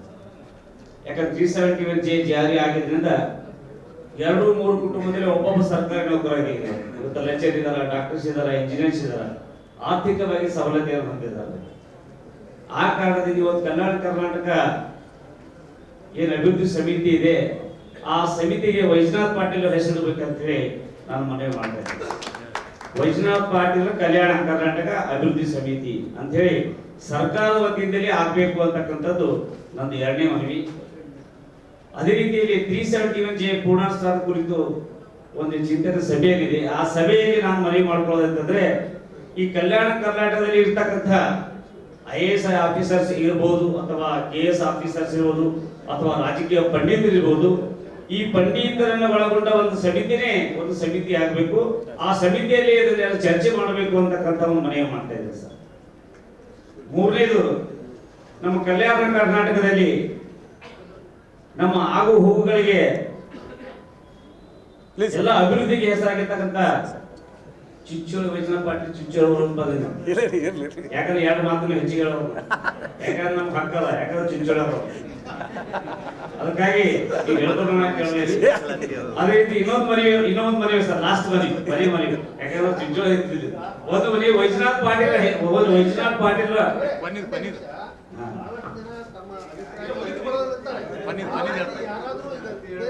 ಆಯ್ತು ಲಾಸ್ಟ್ ವೈಜನಾಥ್ ಪಾಟೀಲ್ ಅವರು ಎಲ್ಲ ನಮ್ಮ ನೆಂಟರೈದು ಹಂಗಲ್ರಿ ಇನ್ನೊಂದು ರಿಪೀಟ್ ಇಲ್ಲ ಸರ್, ರಿಪೀಟ್ ಯಾವ್ದಿಲ್ಲ ಅವ್ರು ಯಾರು ಹೇಳಿದ್ರು ಹೇಳ್ತಾ ಇಲ್ಲ. ವೈಜನಾಥ್ ಪಾಟೀಲ್ ಅವರ ಮೂರ್ತಿ ಅವರು ಇದಕ್ಕೆ ಗುಲ್ಬರ್ಗ ವಿಧಾನಸೌಧ ಎದುರಲ್ಲಿ ಬೋಧಿ ಸ್ಥಾಪನೆ ಮಾಡಬೇಕಂತ ನನ್ನ ಮನವಿ. ನಮ್ಮ ಕಲಬುರಗಿ ಭಾಗದಿಂದ ಎಷ್ಟೊಂದು ರೈಲ್ವೆಗಳು ರಾಜಧಾನಿಗೆ ಹೋಗ್ತಾವ, ಆದ್ರೆ ಒಬ್ಬರಿಗೂ ಟಿಕೆಟೇ ಸಿಗಲ್ಲ ರಿಸರ್ವೇಶನ್. ಭಾಳ ಪ್ರಾಬ್ಲಮ್ ಸರ್. ಆಕ್ಚುಲಿ ನಾವು ರೈಲ್ವೆ ವಿಭಾಗದಿಂದ ಮತ್ತು ದಯವಿಟ್ಟು ಇನ್ನೊಂದು ನಿಗೂಢ ಸಾಗರ ಮನಸ್ಸು ಮಾಡಿದ್ರು ಕೇಂದ್ರ ಮಂತ್ರಿಗಳಿಗೆ ಹೇಳಿ ಇನ್ನೊಂದು ರೈಲ್ವೆ ಸ್ಟಾರ್ಟ್ ಮಾಡಬೇಕು. ಅದಕ್ಕೆ ನನ್ನ ಕಳಕಳಿಯ ಮನವಿ ಇದೆ. ತಾವು ಕೂಡ ಈಗ ಸ್ಪಂದಿಸು. ಎಷ್ಟೊಂದವ ಈಗ ಶೇಡಂದ ಹೋಗ್ತಾವ, ಈಗ ರೈಲ್ವೆ ಸೋಲಾಪುರ ಬರ್ತಾವ, ಯಾವ ರಿಸರ್ವೇಶನ್ ಸಿಗಲ್ಲ. ಮತ್ತು ಸಿಕ್ಕರಿಗೂ ಕೂಡ ಆಯ್ತಾ ಆರ್ಡರ್ ಮಂದೆಲ್ಲ ಬಂದು ರಿಸರ್ವೇಶನ್ ಕೊಡ್ತಾರೆ, ಎಲ್ಲಿ ಕೂಡ ನಮಗೆ. ಅದಕ್ಕೆ ಇನ್ನೊಂದು ದಯವಿಟ್ಟು ಒಂದು ರೈಲ್ವೆ ಇನ್ನೊಂದು ದಯವಿಟ್ಟು ಪ್ರಿಸರ್ವ್ ಮಾಡ್ಬೇಕು ಅನ್ಕೊಂಡ್ರೆ ಧನ್ಯವಾದ. ಅವ್ರು ಹೇಳಿದ್ರು ವಾಸ್ತವ ಸೇನಂದ್ ಇದ್ರು, ಪ್ರೊಫೆಸರ್ ಇದ್ರು, ಗಂಡಸರು ಯಾರಿಲ್ಲ ಹೋರಾಟ ಪ್ರತ್ಯೇಕ ರಾಜ್ಯ ಅಂತ. ನಾನು ಇಲ್ಲಿ ಹುಟ್ಟಿದ್ದೀನಿ, ಪ್ರತ್ಯೇಕ ರಾಜ್ಯ ಕೇಳಿದ್ದೀನಿ. ಇದನ್ನ ತಾವು ಗಮನ ಇಡಬೇಕು. ನಾನು ಪ್ರಧಾನ ಕಾರ್ಯದರ್ಶಿ ಈಗ ಸಮಿತಿ ಎಂದ 371 ಅಪ್ಲೈ ಆಯ್ತು ಅಂದೇ ನಾವು ಸಮಿತಿ ಹುಟ್ಟಿ ರಿಜಿಸ್ಟರ್ಡ್ ಮಾಡಿ ಪ್ರತ್ಯೇಕ ರಾಜ್ಯ ಹೋರಾಟ ಸಮಿತಿಯನ್ನು ಹುಟ್ಟಾಕಿದೀವಿ. ಅದನ್ನ ನಾವು ಪಡೆದೀವಿ. ಇವತ್ತು ನಾ ಸತ್ತೋದ್ರು ನನ್ನ ಮಗ ಗ್ಯಾರಂಟಿ ಹೊಸ ರಾಜ್ಯದಾಗ ಇರ್ತಾನೆ. ಹಿಂದೆ ದೊಡ್ಡ ಮಂತ್ರಿಗಳು, ಮುಖ್ಯಮಂತ್ರಿಗಳು ಅಥವಾ ಪ್ರಧಾನಮಂತ್ರಿ ಹೇಳಿದ್ರು ಸ್ಮಾಲ್ ಸ್ಟೇಟ್ ಇದ್ರೆ ಮಾತ್ರ ಅಭಿವೃದ್ಧಿ ಹೊಂದಕ್ಕೆ ಸಾಧ್ಯ ಅದಂತ. ಅದಕ್ಕೆ ಅದು ಏಕೀಕರಣ ಅನ್ನೋದು ಶಬ್ದ ನೀವು ಎಲ್ಲರೂ ಮರೆತು ಬಿಡ್ಬೇಕು. ಸಾಹಿತಿಗಳಿಗೆ ಹೇಳ್ತೀನಿ ನಾನು. ಅಂಬೇಡ್ಕರ್ ಹೇಳಿದ್ರು ಇತಿಹಾಸ ಹೇಳಿದವರು ಇತಿಹಾಸ ಸೃಷ್ಟಿಸಲಾರಂತೆ. ಹಂಗೆ ನಮ್ಮ ಇತಿಹಾಸನೇ ನಿಜಾಮಂದೇ ನಾವು ಸರಿ ಮಾಡ್ಲಿಕ್ಕೆ ಆಗಿಲ್ಲ, ತಿದ್ದುಪಡಿ ಮಾಡೋದಾಗ್ತಾ ಇಲ್ಲ. ದಾಖಲೆಗಳಿದ್ರೆ 17 ಮಾಡ್ತಾರೆ, ದಾಖಲೆನೇ ಇಲ್ಲ ಸರ್ಕಾರ ಹತ್ರ 17 ಮಾಡ್ಬೇಕು ಅಂತ ಹೇಳಿ. 18ಕ್ಕೆ ಸರೆಂಡರ್ ಆಗುತ್ತೆ, ಸಂಜೆ 4 ಗಂಟೆ, 19ಕ್ಕೆ ಬರ್ಕೊಟ್ಟಾನೆ ನಾನು ನಿಮ್ಗೆ ಸರೆಂಡರ್ ಆಗಿದ್ದೀನಿ ಅಂತ ಹೇಳಿ. ಅದು ದಾಖಲೆ ಸರ್ಕಾರ ನೋಡ್ತಾ ಇಲ್ಲ. ಕಳೆದ 10 ವರ್ಷದಿಂದ ನಾವು ಬೇಡಿಕೆ ಸಲ್ಲಿಸ್ತಾ ಇದ್ದೀವಿ. ಪ್ರಜ್ಞಾವಂತರಿಗೆ ಎಲ್ಲರಿಗೂ ಕೊಡ್ತದೆ. 5 ಮಂದಿ PhD ಪಡ್ತಾರೆ, ಪಗಾರ ತಗೊಂಡ್ರೆ 50 ವರ್ಷದಿಂದ 25 ವರ್ಷದಿಂದ. ಅವರನ್ನ ವಾಪಸ್ PhD ವಾಪಸ್ ತಗೋಬೇಕು. ಅವರಿಗೆ ಅವರು ಇತಿಹಾಸ ಸರಿಪಡಿಸಬೇಕು, ಸಾಹಿತ್ಯಗಳನ್ನ ಅದನ್ನ ಪ್ರಚುರಪಡಿಸಬೇಕು. ಅವಾಗ ಮಾತ್ರ ನಮ್ಮಂತ ಯುವ ನ್ಯಾಯವಾದಿಗಳನ್ನು ಹೋರಾಟ ಮಾಡ್ತೀವಿ, ಅದಕ್ಕೆ ಧ್ವನಿ ಬರ್ತದೆ ಅಂತ ಹೇಳಿ ನನ್ನ ಮಾತು ಮುಗಿಸ್ತೀನಿ. ಪ್ರತ್ಯೇಕ ರಾಜ್ಯಕ್ಕೆ ನಾವು ಹೋರಾಟ ಮಾಡ್ತೇವೆ. ಮಾಜಿ ಭಾರತೀಯ ವಾಯುಸೇನೆ ಸೈನಿಕರು ಈಗ ನಮ್ಮ ನಿಗೂಢ ಸಾಹೇಬ್ ಅದರಲ್ಲಿ ಒಂದು ಅಡಗಿತ್ತು ಸೆಪರೇಟ್ ಸ್ಟೇಟ್ ವಿಚಾರ. ಇವೇನು ಇವತ್ತು ಇಲ್ಲೆಲ್ಲ ಸೇರಿವಲ್ಲ, ಇದು ಒಂದು ಎಜೆಂಡಾ ಇವತ್ತಿನ ಮೇನ್ ಸೆಪರೇಟ್ ಸ್ಟೇಟ್ ಸಲುವಾಗಿ ಸೆಪರೇಟ್ ಸ್ಟೇಟ್ ಸಲುವಾಗಿ ನಾವು ಡಿಮ್ಯಾಂಡ್ ಮಾಡಿದ್ವಿ. ಆದ್ರೆ ನಾವು ಪೂರ್ವಾನುಷ್ಠಾನ ಅದು ಯಶಸ್ವಿ ಆಗ್ತದೆ ಅಂತ ನಂದು ಒಂದು ಬ್ಯಾಂಕ್ ಮಾಡ್ಬೇಕಂತ ಹೇಳಿದ್ರಿ. ಇದು 370 ಪೂರ್ಣ ಪ್ರಮಾಣ ಅನುಷ್ಠಾನ ಬರ್ಬೇಕಾದ್ರೆ ಫೈನಾನ್ಸ್ ಬೇಕಾಗ್ತದೆ ಸರ್. ಮೊದಲು ಫೈನಾನ್ಸ್ ಇದ್ರೆ ಎಲ್ಲ ದೊಡ್ಡ ಮಟ್ಟೆಲ್ಲ ಹಾಕಿಕ್ಕಾಗಲ್ಲ. ಅದರಿಂದ ನಾವೆಲ್ಲರೂ ಸೇರಿ ಫೈನಾನ್ಸ್ ಅಂತ ಹೇಳಿದ್ರೆ ಬ್ಯಾಂಕ್ ಅಂತ ಹೇಳಿದ್ರೆ ಸಹಕಾರಿ ಬ್ಯಾಂಕ್ ಮಾಡಿದ್ರೆ ಒಳ್ಳೇದಾಗುತ್ತೆ. ಸಹಕಾರಿ ಬ್ಯಾಂಕ್ ಮಾಡಿದಾಗ ಎಲ್ಲರೂ ಅಪೇಕ್ಷೆ ಪಡಬೇಡಿ, ಬರ್ತಂತ ಅಪೇಕ್ಷೆ ಪಡಬೇಡಿ. ಒಂದು ಒಳ್ಳೇದಾಗ್ಲಿಕ್ಕೆ ಸಹಕಾರ ಬೇಕು. ಆ ಸಹಕಾರ ನಾವೆಲ್ಲರೂ ಕೊಡೋಣ. ಒಟ್ಟೆ ನಮ್ಮ ಹೈದರಾಬಾದ್ ಕರ್ನಾಟಕ ಅಭಿವೃದ್ಧಿ ಆಗುತ್ತೆ ಅಂತ ನನ್ನ ಅಭಿಪ್ರಾಯ. ನೀವೆಲ್ಲರೂ ಏನ್ ಚಿಂತನೆ ಮಾಡ್ರಿ ಮಾಡ್ರಿ. ನಿಗುಡಿಗೆ ಸಾಹೇಬ್ರು ಹೇಳ್ತೀನಿ, ನಾನು ಮಾತಾಡಿದ್ದೀನಿ. ನಿಗುಡ್ ಸಾಹೇಬ್ರು ನಮ್ಗೆ ಏನಾಯ್ತು ಅವ್ರು ಹೇಳೋ ಮತಗಳನ್ನು ತಲೆಮ್ಯಾಗಿ ನೋಡ್ತೀವಿ. ಅದು ವಿಚಾರ ಮಾಡೋಣ, ಕೂತು ಮಾಡೋಣ. ದಯಮಾಡಿ ಈ ಕೆಲಸ ಮಾಡಿ. ನಾವೆಲ್ಲ ರೆಡಿ ಇದ್ದೇವೆ ನಿಮ್ಗೆಲ್ಲ. ಓಕೆ. ವೈಜನಾಥ್ ಪಾಟೀಲ್ ಅವರ ಒಂದು ಜನ್ಮ ದಿನೋತ್ಸವ, ಅದರ ಒಂದು ಅಂಗವಾಗಿ ಎಲ್ಲ ಚಿಂತನ ಮಂಥನ ಸಭೆಯನ್ನು ಕರೆದಿದ್ದೇವೆ. ಇದೇ ಒಂದು ಕೊನೆಯಲ್ಲ, ಆದರೆ ಇಲ್ಲಿ ಒಂದು ಪ್ರೇರಣೆ ತೆಗೆದುಕೊಳ್ತಕ್ಕಂಥದ್ದಕ್ಕೆ ಭಾಳಷ್ಟು ಪ್ರಾಮುಖ್ಯತೆಯನ್ನು ಏನಪ್ಪ ಅಂದ್ರೆ ಕೊಡಲಾಗಿದೆ. ಅನೇಕ ಜನರು ಅನೇಕ ವಿಚಾರವಂತರು ಎಲ್ಲ ಮಾತಾಡಿದ್ದಾರೆ, ಅವರ ವ್ಯಕ್ತಿತ್ವದ ಬಗ್ಗೆ ಎಲ್ಲ ಹೇಳಿದ್ದಾರೆ. ಆಮೇಲೆ ಇಲ್ಲಿ ಯಾರ್ಯಾರು ಮಾತಾಡಿದ್ದಾರೆ ಅವರೆಲ್ಲರಿಗಿಂತೂ ಇನ್ನೂ ಜಾಸ್ತಿ ವಿಚಾರಗಳನ್ನು ತಿಳಿದುಕೊಂಡಿರ್ತಕ್ಕಂಥವ್ರು ಕೂತವರಲ್ಲೂ ಇರ್ತಾರೆ, ಇಲ್ಲ ಅಂತೇನಿಲ್ಲ. ಎಲ್ಲರೂ ಒಗ್ಗೂಡ್ಬೇಕಲ್ಲ. ಎಲ್ಲರೂ ಏನಂತ ಹೇಳಿದ್ರೆ ಕೂತ್ಕೊಂಡು ಇವತ್ತೇನಂತಂದರೆ ವೈಜನಾಥ್ ಪಾಟೀಲ್ ಅವರು ಏನು ಮಾಡಿದ್ರು ಅದನ್ನು ಮುಂದುವರಿಸಬೇಕು ಅಂತಕ್ಕಂಥದ್ದು. ಇಲ್ಲಿ ಈ ಚೇಂಬರ್ ಆಫ್ ಕಾಮರ್ಸ್ನವರು ಒಂದು ಭಾಳ ಚೆನ್ನಾಗಿ ಒಂದು ಇದನ್ನ ಹಾಕಿದ್ದಾರೆ. ಏನು ಅಂತಾರಪ್ಪ ಅಂದ್ರೆ ಆನ್ರಿಂಗ್ ದಿ ಪಾಸ್ಟ್ ಅಂತೀವಿ, ಆಮೇಲೆ ಕ್ರಿಯೇಟಿಂಗ್ ಫ್ಯೂಚರ್ ಅಂತೀವಿ. ನಾವು ಫ್ಯೂಚರ್ನ ಕ್ರಿಯೇಟ್ ಮಾಡೋದಕ್ಕಿಂತ ಜಾಸ್ತಿ ಇವತ್ತು ವರ್ತಮಾನವನ್ನು ಕ್ರಿಯೇಟ್ ಮಾಡಬೇಕಾಗಿದೆ. ಅದು ನಮ್ಮ ಮೇಲೆ ಒಂದು ಜವಾಬ್ದಾರಿ ಇದೆ ಅಂತೇಳಿ. ಹಾಗೆ ನಾನು ವೈಜನಾಥ್ ಪಾಟೀಲ್ ಅವರ ಒಂದು ವಿಚಾರ ಯಾವಾಗಲೂ ನಾನು ವಿಚಾರ ಮಾಡ್ತಾ ಇರ್ತೀನಿ. ಒಂದು ಆಧ್ಯಾತ್ಮಿಕ ನೆಲೆಯಲ್ಲೂ ಸಹಿತ ಏನಪ್ಪ ಅಂದ್ರೆ ಅವ್ರದ್ದು ಯಾವ ರೀತಿಯಲ್ಲಿ ಇದೆ ಅಂತಕ್ಕಂಥದ್ದು. ನಮ್ಮ ಸಮಾಜದಲ್ಲಿ, ನಮ್ಮ ಧರ್ಮದಲ್ಲಿ ಮಾತೃ ಋಣ, ಪಿತೃ ಋಣ, ಗುರು ಋಣ ಇವೆಲ್ಲ ತೀರಿಸ್ಬೇಕು ಅಂತೇಳಿ ಇದೆ. ಆದರೆ ಸಮಾಜದ ಋಣ ತೀರಿಸ್ಬೇಕಂತೇಳಿ ಇಲ್ಲ, ಅಲ್ಲಿ ಪ್ರಚಾರಕ್ಕೆ ಬಂದಿಲ್ಲ. ಆದರೆ ವೈಜನಾಥ್ ಪಾಟೀಲ್ ಅವರು ಸಮಾಜದ ಋಣಕ್ಕಾಗಿಯೇ ಹುಟ್ಟಿದವರು ಅಂತಕ್ಕಂಥ ಒಂದು ರೀತಿಯಲ್ಲಿ ಅವರು ದುಡಿದ್ರು. ಎಲ್ಲರೂ ಏನಂತಾರಪ್ಪ ಅಂದರೆ ಅನೇಕರು ತುಂಬ ರಾಜಕಾರಣ ಮಾಡ್ತಾರೆ, ಆ ರಾಜಕೀಯದಿಂದ ಗಳಿಸ್ಕೊಳ್ತಾರೆ, ಮತ್ತೆ ಉಲ್ಟಾ ಸಮಾಜಕ್ಕೇನು ಕೊಡಲ್ಲ ಅವರು ಇವತ್ತು ಸಮಾಜಕ್ಕೇ ಕೊಟ್ಟು ಹೋದರು ಎಲ್ಲವನ್ನು. ಯಾಕೆ ಅಂತೇಳಿದ್ರೆ ಇವತ್ತು ಹೈದರಾಬಾದ್ ಕರ್ನಾಟಕದ ಒಂದು ಸಾಕ್ಷಿ ಪ್ರಜ್ಞೆ ಅಂತೇಳಿ ಯಾಕೆ ಹೇಳ್ತೀವಿ ಅಂತ ಹೇಳಿದ್ರೆ, ಹೆಗಡೆಯವರು ಮುಖ್ಯಮಂತ್ರಿಗಳಾಗಿದ್ದರು, ಇಲ್ಲಿ ಹೈದರಾಬಾದ್ ಕರ್ನಾಟಕ ಅಭಿವೃದ್ಧಿ ಮಂಡಳಿ ಸ್ಥಾಪನೆ ಮಾಡಿ ಅಂತ ಹೇಳಿದ್ರು. ಅವ್ರು ಹೆಗಡೆಯವರು ಏನಂತಾರಪ್ಪ ಅಂದ್ರೆ ಲಿಂಗಾಯತರ ಲೀಡರ್ ಅಂತೇಳಿ ಖ್ಯಾತಿಯನ್ನು ಪಡಿಸ್ಕೊಂಡ್ರು. ಆದರೆ ಇವ್ರಿಗೂ ಮಂತ್ರಿಗಿರಿ ಕೊಟ್ಟಿದ್ದರು. ಇವರೇನು ಹೇಳಿದರು, ನನಗೆ ಮಂತ್ರಿಗಿರಿ ಕೊಡೋದು ಬೇಕಾಗಿಲ್ಲ, ನನ್ನ ಭಾಗಕ್ಕೆ ಏನು ಅಭಿವೃದ್ಧಿ ಆಗಬೇಕು ಅದನ್ನು ಕೊಡು ಅಂತೇಳಿ ಕೊಟ್ಟಿಲ್ಲ ಅಂದ್ರಪ್ಪ ಅಂತಂದರೆ ನಿಮ್ಮ ರಾಜೀನಾಮೆ ತೆಗೆದುಕೊಡ್ರಿ ಅಂತ 5 ತಿಂಗಳಿಗೆ ವಾಪಸ್ ಬಂದುಬಿಟ್ರು. ಅದಕ್ಕೆ ಯಾವತ್ತಿಗೂ ಅವ್ರು ನನ್ನ ಮುಂದೆ ಹೇಳ್ತಾ ಇದ್ರು, ಲೋಯ ಏನು ಹೇಳಿದಾರೆ ಅಂತ ಹೇಳಿದ್ರೆ, ಅಧಿಕಾರ ಸಿಕ್ಕರೆ ಒಳಗೆ ಹೋರಾಟ ಮಾಡು, ಅಧಿಕಾರ ಇಲ್ಲಾಂದರೆ ಹೊರಗೆ ಹೋರಾಟ ಮಾಡು ಅಂತೇಳಿ. ಅದಕ್ಕೆ ನಾನು ಹೊರಗೆ ಹೋರಾಟ ಮಾಡ್ತಾ ಇದ್ದೀನಿ ಅಂತೇಳಿ. ಭಾಳಷ್ಟು ವಿಷಯಗಳಿದ್ದಾವೆ, ಟೈಮಿನ ಒಂದು ಅವಕಾಶ ಇಲ್ಲ ಇಲ್ಲಿ. ಹಾಗಾಗಿ ಅವರು ನಾನು ಗೌತಮ ಬುದ್ಧನ ನೆನೆಸ್ಕೊಂಡಾಗಲೂ ಕೂಡ ಗೌತಮ ಬುದ್ಧ ಏನಾದರೂ ಸಾಧನೆ ಮಾಡಬೇಕಂತೇಳಿ ಹೆಂಡತಿ ಮಗನ್ನ ಏನಪ್ಪ ಅಂದ್ರೆ ಬಿಟ್ಟು ರಾತ್ರಿ ಹೋದರು. ಆದರೆ ಅವ್ರಿಗಿಂತ ಗ್ರೇಟ್ ಅಂತ ಹೇಳಿದ್ದಾರೆ ಪುರಂದರದಾಸರು. ಪುರಂದರದಾಸರಿಗೆ ವಿಷ್ಣು ಬಂದು ಏನಪ್ಪ ಅಂದ್ರೆ ದರ್ಶನ ಕೊಟ್ಟಾಗ ಇದರೊಳಗಡೆ ಏನೂ ಇಲ್ಲ, ಎಲ್ಲ ಏನಪ್ಪ ಅಂತಂದ್ರೆ ಒಂದು ನಾನು ಈ ದಾಸ ಪರಂಪರೆಗಾಗಿ ಜೀವನ ಮುಡಿಬಿಡ್ಬೇಕಂತೇಳಿ ಹೊರಟಾಗ ಅವರು ಹೆಂಡತಿ ಮಕ್ಕಳನ್ನ ಬಿಡಲಿಲ್ಲ. ಹೆಂಡತಿ ಮಕ್ಕಳನ್ನ ಸಮೇತ ಏನಪ್ಪ ಅಂದ್ರೆ ಅವರು ದಾಸ ಒಂದು ಚಳವಳಿಗೆ ಏನಪ್ಪ ಅಂದ್ರೆ ಧುಮುಕಿದ್ರು. ಅದಕ್ಕೆ ಗ್ರೇಟ್ ಅಂತ ಹೇಳಿದಪ್ಪ ಅಂದರೆ ಹೆಂಡತಿ ಮಕ್ಕಳು ಜೊತೆಗೇ ಹೋದರು. ಮತ್ತು ಅವರ ಹೆಂಡತಿ ಮಕ್ಕಳು ಎಷ್ಟು ತ್ಯಾಗ ಮಾಡಿದ್ರು ಅಂತಕ್ಕಂಥದ್ದು ಭಾಳ ಇಂಪಾರ್ಟೆಂಟ್. ಮೊನ್ನೆ ನಾನು ನಮ್ಮ ಫ್ರೀಡಮ್ ಟಿವಿಯಲ್ಲಿ ನಾನು ಮಾತಾಡ್ತಾ ಇದ್ದೆ, ದೇವೇಗೌಡರ ಒಂದು ಪತ್ನಿ ಚೆನ್ನಮ್ಮ ಅವರು ವಿಧಿವಶ ಆದಾಗ ಅವಾಗ ನಾನು ಹೇಳಿದೆ, ಅನೇಕರು ನೋಡಿರ್ಬೋದು, ಇಲ್ಲಿ ಜ್ಞಾನೇಶ್ವರಿಯವರು ವೈಜನಾಥ್ ಪಾಟೀಲ್ ಅವರ ಒಂದು ಶ್ರೀಮತಿಯವರು ಅವರು ಯಾವ ರೀತಿಯ ತ್ಯಾಗಮಯಿ, ಏನೇ ಹೇಳಿದ್ರು ಸಹಿತ ಅವ್ರ ಪತಿಗೆ ವಿರುದ್ಧ ಮಾತಾಡ್ತಾ ಇರಲಿಲ್ಲ. ಇಂಥದ್ದು ಏನಪ್ಪ ಅಂದರೆ ಪ್ರಾಪರ್ಟಿ ಮಾರ್ಬೇಕಂದ್ರೆ ಮೊದಲು ಸಹಿ ಮಾಡಿ ಕೊಡ್ತಾಯಿದ್ರು. ಎಷ್ಟೋ ಸರಿ ನನಗೆ ಗೊತ್ತಿರೋಂಗೆ ನಮ್ಮ ಹೋರಾಟಗಳಿಗೆ ಅವರಿಗೆ ಪೆನ್ಷನ್ ಏನು ಬಂದಿರ್ತಿತ್ತು ಅದು ಕೊಡೋ ಅಂತ ಕೂಡ ಕೊಟ್ಬಿಡ್ತಿದ್ರು, ನಾನು ನೋಡಿದ್ದೀನಿ. ಹಾಗೆ ಒಂದು ಇವರು ವೈಜನಾಥ್ ಪಾಟೀಲ್ ಅವರ ನೆನಪಿನ ಜೊತೆಗೆ ಅವರ ಶ್ರೀಮತಿಯವರು ಸಹಿತ ಅಷ್ಟೇ ಒಂದು ಘನತೆ ಇರ್ತಕ್ಕಂಥ ಜ್ಞಾನೇಶ್ವರಿ ಅವರು ಅಂತಕ್ಕಂಥದ್ದು ನಾನು ಹೇಳ್ತೀನಿ. ಹಾಗೆ ಇವತ್ತು ತುಂಬ ಹುಮ್ಮಸ್ಸಿನಿಂದ ಬಂದಿದ್ದು ನೋಡಿದ್ರಪ್ಪ ಅಂದ್ರೆ ಭಾಳ ಸಂತೋಷ ಆಗ್ತದೆ. ಆದರೆ ಇವತ್ತು ಅನೇಕರಾಗಲೇ ನನಗೆ ಇಲ್ಲೆಲ್ಲ ವಿಚಾರ ಹಂಚಿಕೊಂಡಿದ್ದಾರೆ, ಯುವಕರು ಇಲ್ಲ, ವಿದ್ಯಾರ್ಥಿಗಳು ಇಲ್ಲ ಅಂತೇಳಿ.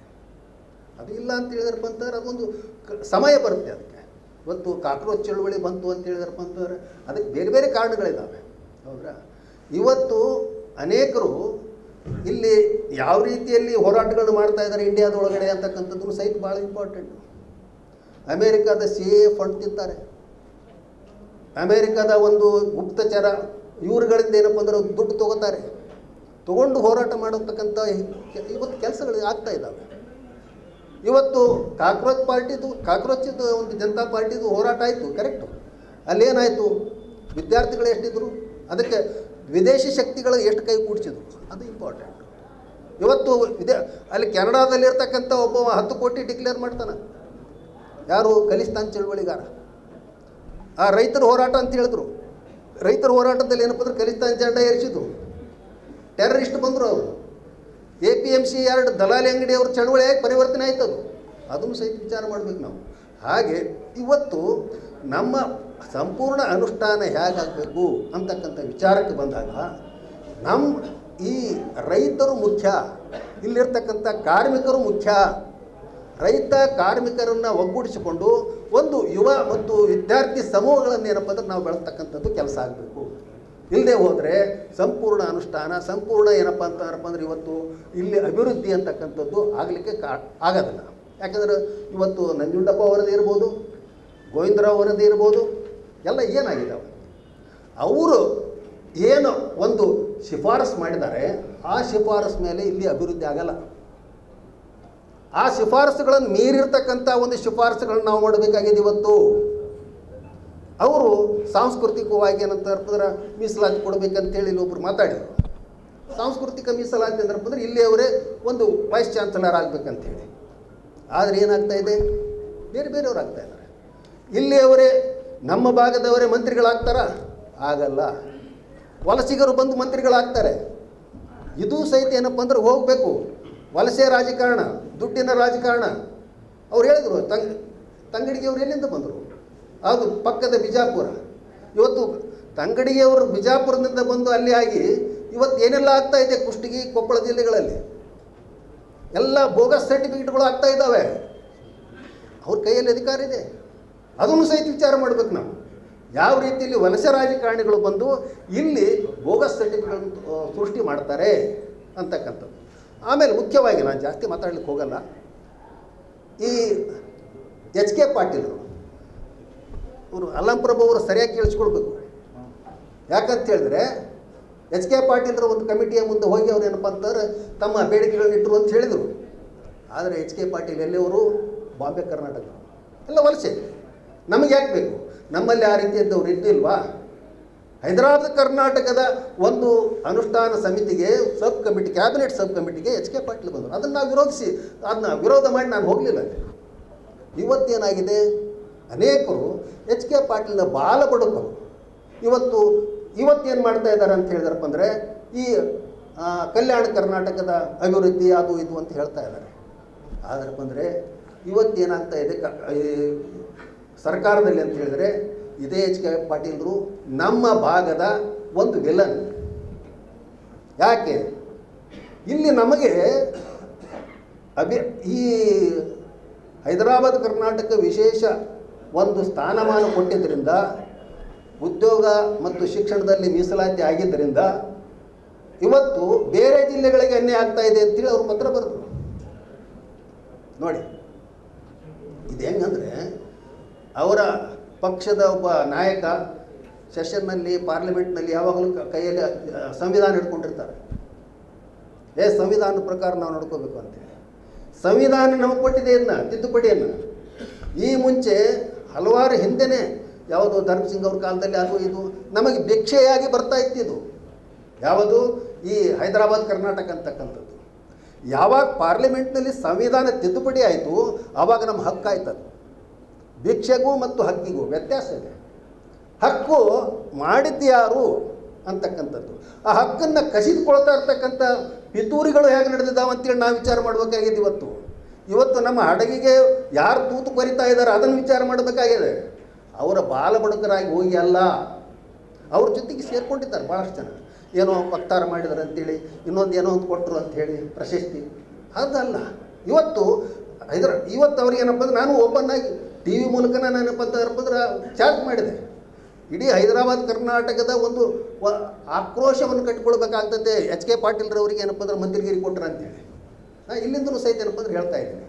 ಯಾಕೆ ಅಂತ ಹೇಳಿದ್ರಪ್ಪ ಅಂದರೆ ಎಲ್ಲಿ ಆಗ್ತಾ ಇದೆ ಅದು, ಎಲ್ಲಿ ಗದ್ದಲ ಹಿಡಿತಾ ಇದೆ, ಎಲ್ಲಿ ದೊಡ್ಡದು ಇರ್ತೈತೆ ಮರ, ಆ ಮರ ಆಲದ ಮರ ಭಾರಿ ದೊಡ್ಡದಿರ್ತೈತೆ. ಆದರೆ ಗೆದ್ದಲುಗಳು ಒಳಗಡೆ ಸೇರ್ಕೊಂಡ್ಬಿಟ್ರೆ ಅದು ಮರನೇ ಉಳಿಸ್ತವೆ.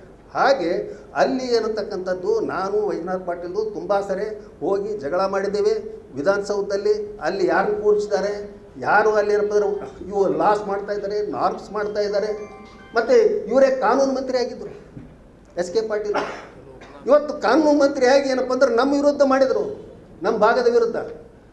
ಇವತ್ತು ಅವ್ರನ್ನ ಹೊಗಳಲಿಕ್ಕೆ ಏನಪ್ಪ ಅಂತಾರಪ್ಪ ಅಂದ್ರೆ ಅವರು ಇವು ಏನಂತಾರಪ್ಪ ಅಂದರೆ ಬಾಲ ಬಡುಕರು ಏನಂತ ಹೇಳಿದ್ರಪ್ಪ ಅಂದ್ರೆ ಎಚ್ ಕೆ ಪಾಟೀಲ್ ಜಿಂದಾಬಾದ್ ಅಂತಾರೆ. ನಾವು ವೈಜನಾಥ್ ಪಾಟೀಲ್ ಜಿಂದಾಬಾದ್ ಅನ್ನೋರು. ಇವೆಲ್ಲ ಏನಂತಾರಪ್ಪ ಅಂದರೆ ಎಲ್ಲ ಬೇರೆ ಬೇರೆಯವ್ರನ್ನ ಕರ್ಕೊಂಡು ಬಂದು ಇವತ್ತು ನಮಗೇನಪ್ಪ ಅಂತಂದ್ರೆ ಯಾವ ರೀತಿ ದ್ರೋಹ ಮಾಡ್ತಾ ಇದ್ದಾರೆ, ದ್ರೋಹಿಗಳ ಜೊತೆಗೆ ಸೇರ್ಕೊಳ್ತಕ್ಕಂಥದ್ದನ್ನು ನಾವು ನೋಡಿದರೆ ನನಗೆ ಬ್ರಿಟಿಷರ ಕಾಲ ನೆನಪು ಬರ್ತದೆ. ಬ್ರಿಟಿಷರು ಏನು ಮಾಡ್ತಾಯಿದ್ರು, ಸ್ವಾತಂತ್ರ್ಯ ಹೋರಾಟಗಾರನಿಗೆ ಬಗ್ಗು ಬಡಿಯೋದ್ರ ಸಲುವಾಗಿ ಅದನ್ನು ಏನಪ್ಪ ಅಂದ್ರೆ ಕೂಗಿಸೋ ಸಲುವಾಗಿ ಈ ಶಾಸನ ಸಭೆ ಅಂತ ಮಾಡಿದ್ರು. ಆ ಶಾಸನ ಸಭೆಯಲ್ಲಿ ಏನು ಮಾಡ್ತಾಯಿದ್ರು ಅಂತ ಹೇಳಿದ್ರೆ ಯಾರ್ಯಾರು ಒಂದಿಷ್ಟು ಆಶಿಕರು ಇರ್ತಾರೆ ಅವ್ರಿಗೆ ಏನಪ್ಪ ಅಂದ್ರೆ ನೀನು ಮೆಂಬರ್ ಆಗಂತ ಹೇಳ್ತಾಯಿದ್ರು. ಆದರೆ ಅವ್ರಿಗೆ ಅಧಿಕಾರ ಇರ್ತಾ ಇರಲಿಲ್ಲ. ಏನೇ ಶಾಸನ ಆಗ್ಬೇಕಾರಪ್ಪ ಅಂದ್ರೆ ಬ್ರಿಟಿಷ್ ಅಧಿಕಾರಿಗಳೇ ಫೈನಲ್ ಮಾಡ್ಬೇಕನ್ನ. ಹಾಗೆ ಇಲ್ಲಿ ನಮ್ಮ ಒಂದು ಸರ್ಕಾರದಲ್ಲಿ ಇವರು ಕೆಲವೊಬ್ಬರನ್ನ ಏನಪ್ಪ ಅಂತಾರಪ್ಪ ಅಂದ್ರೆ ಒಂದಿಷ್ಟು ಏನೋ ಒತ್ತಾರ ಮಾಡ್ತಾರೆ, ಇನ್ನೊಂದು ಮಾಡ್ತಾರೆ, ಅವ್ರಿಗೆ ಏನಪ್ಪ ಅಂತಂದ್ರೆ ಆಸೆ ತೋರಿಸ್ತಾರೆ. ಅವ್ರು ಏನು ಅಂತಾರಪ್ಪ ಅಂದ್ರೆ ಅವ್ರಿಗೂ ಸಹಿತ ಅಧಿಕಾರ ಇಲ್ಲ. ಆದರೆ ನಮ್ಮ ಒಂದು ಏನಪ್ಪ ಅಂದ್ರೆ ಈ 371J ಚಳುವಳಿಯನ್ನು ಏನಪ್ಪ ಅಂದ್ರೆ ಹತ್ತಿಕ್ಕಲಿಕ್ಕೆ ಪ್ರಯತ್ನ ಮಾಡ್ತಾರೆ.